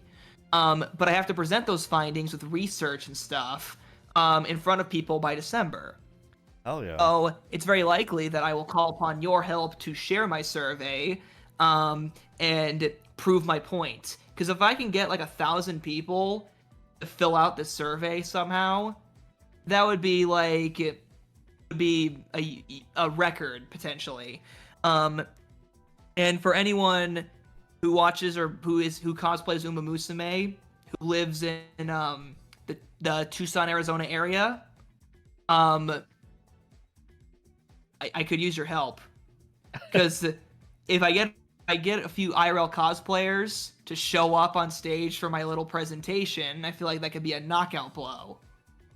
Hell yeah. That's amazing. Yeah, and I'm gonna post That would be this. so cool. Yeah, we have. Cool, yeah. I don't know. I think we may have maybe around 600-700 people watching. I'm not too sure right now, and like we're gonna have the video posted. I'll definitely let them know, because like if Umamusume can get bigger, if Umamusume can, I don't know, somehow come into the States, if more real horse racing fans can come off of that too and just keep this industry alive, I think it's a win-win. I think it's amazing. It's really cool. Yeah. No, definitely. Yeah. I think like I think that another there's thing too. Oh, go ahead. You first. All I was gonna say is that if I can I feel like the sheer volume, if like you guys are all amazing people and so enthusiastic, if I can just get the sheer volume of people to fill out my survey, because like a good survey number for other projects is about 100 to 300. Oh, we can smash So that. if we can Smash that. if we can obliterate we can those do it. numbers Yeah. when I do create the survey by early October, I feel like this could legitimately be like something that could affect the racing industry, and I want to do that. I want to think big, so I'm very ambitious. So I'll get off my soapbox for a moment. Pyrrhixz, what were you gonna say? So I was going to say, like, in December, because you're doing it a bit later after Uma Musume's release, I think it has a bit more of an impact, because a lot of the initial boom is kind of stabilizing at this point. So the people you're going to be talking to are the people that have the longevity in the game and are actually staying to stay in the game. So you kind of, like, the tourists kind of came and went. They played it for a little bit for that month. And now everybody that's here that you're going to survey are people who are here for the long haul for the rest of the game. So it's a very good time, because it's around, like, about a half year of the game being out by that point. So I think it's just overall really good timing on your part for that final project. Exactly. The survey will be out probably in the next 2 weeks, but my research Bet. project will have its conclusion in December. So you guys keep an eye on that. Like, I will text you, Rednu, and if you can share your Absolutely. surveys and your live streams, because this won't be possible without all of you. It's trite, it's cheesy, but it's true. And I think that you guys have the ability to, this is like a legitimate opportunity for all of you to make your voices heard and scream at the racing officials that are running America's horse racing specifically, that you guys want to learn about horse racing, want to follow it, and this is how we could do it. Yeah. This is like our Cinderella Grey arc. This is like this is like our Cinderella Grey arc of tossing in all the signatures. No, it's honestly great. I think between all of us, like Rednu has like a 700 person right now. Between me and Neko, we'll probably get like around that much combined. That's like 1,500 people. Like I don't know. I might just pull out of my ass to keep this on black video so people will watch it, and just put the ad break in between it and be like, hey, here's a survey. Do the survey, so that people watch it and will interact Yes, with it. please. Absolutely. I Hell can yeah. Yeah, let's go.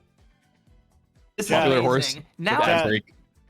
Type 1 if you're gonna fill out the survey when we do it. Type 1. If the chat's not flooding, you're all as bald as Rednu is. Oh, it's Type 1 coming. right now. But We're Break gonna the ads. flood. The thing is though that like Rednu isn't even really bald. He just has a crew cut, like a buzz cut. We can make him shave again. It can be done again. I mean, like it's just a buzz cut. Like he's going to the military. He still has. I need Like, one Rednu to I've the is the chat. long hair era. Who said 3? Yo, Ban him. And Get him out of this your is chat. Ban him. Ban the 3. one Dude. and bald. Okay. Well, we could literally talk forever about this. There's so many questions I haven't asked, and I would love to be able to ask. And like, it'd be cool to Returning have you. guest. Yeah, it'd be definitely cool to have you on here I'm again. willing to come back if you would have me. Absolutely, yeah, for sure. I second this.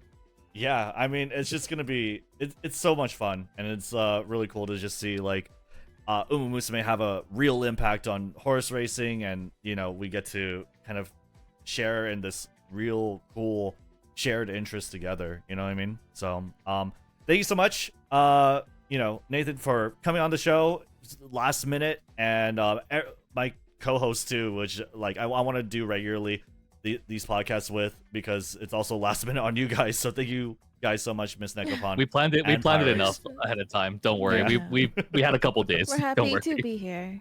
Oh yeah. Well, I don't want to take everyone's Great time. meeting all of you, Rednu, Pyrrhixz, and Nekopon. It was great meeting you too. Nice man. meeting you too. Thank you so much for your passion about horse. It's so nice to meet somebody in the industry that is this passionate about what they do. Like, this is a lifelong thing for you. It's awesome. Something like you. It's Coming such off like of a a real movie life stay. different And perspective again, I that finally have I an never audience get to to expect it to. I never get to see. So it was really Yeah. nice seeing it from yours. It's so cool. It's been great. 3 hours flew by. Like, it's a good interview when the time just is irrelevant. You know? No, absolutely. The only thing that hurts is my back, but that's because I crouch like a frog. Oh no. Well, I appreciate you sacrificing your back for us. But yeah, I don't want to take everyone's time too much, so let's go ahead and do like a round of outros. Again, thank you so much, Nathan. Let's go ahead and start from the top.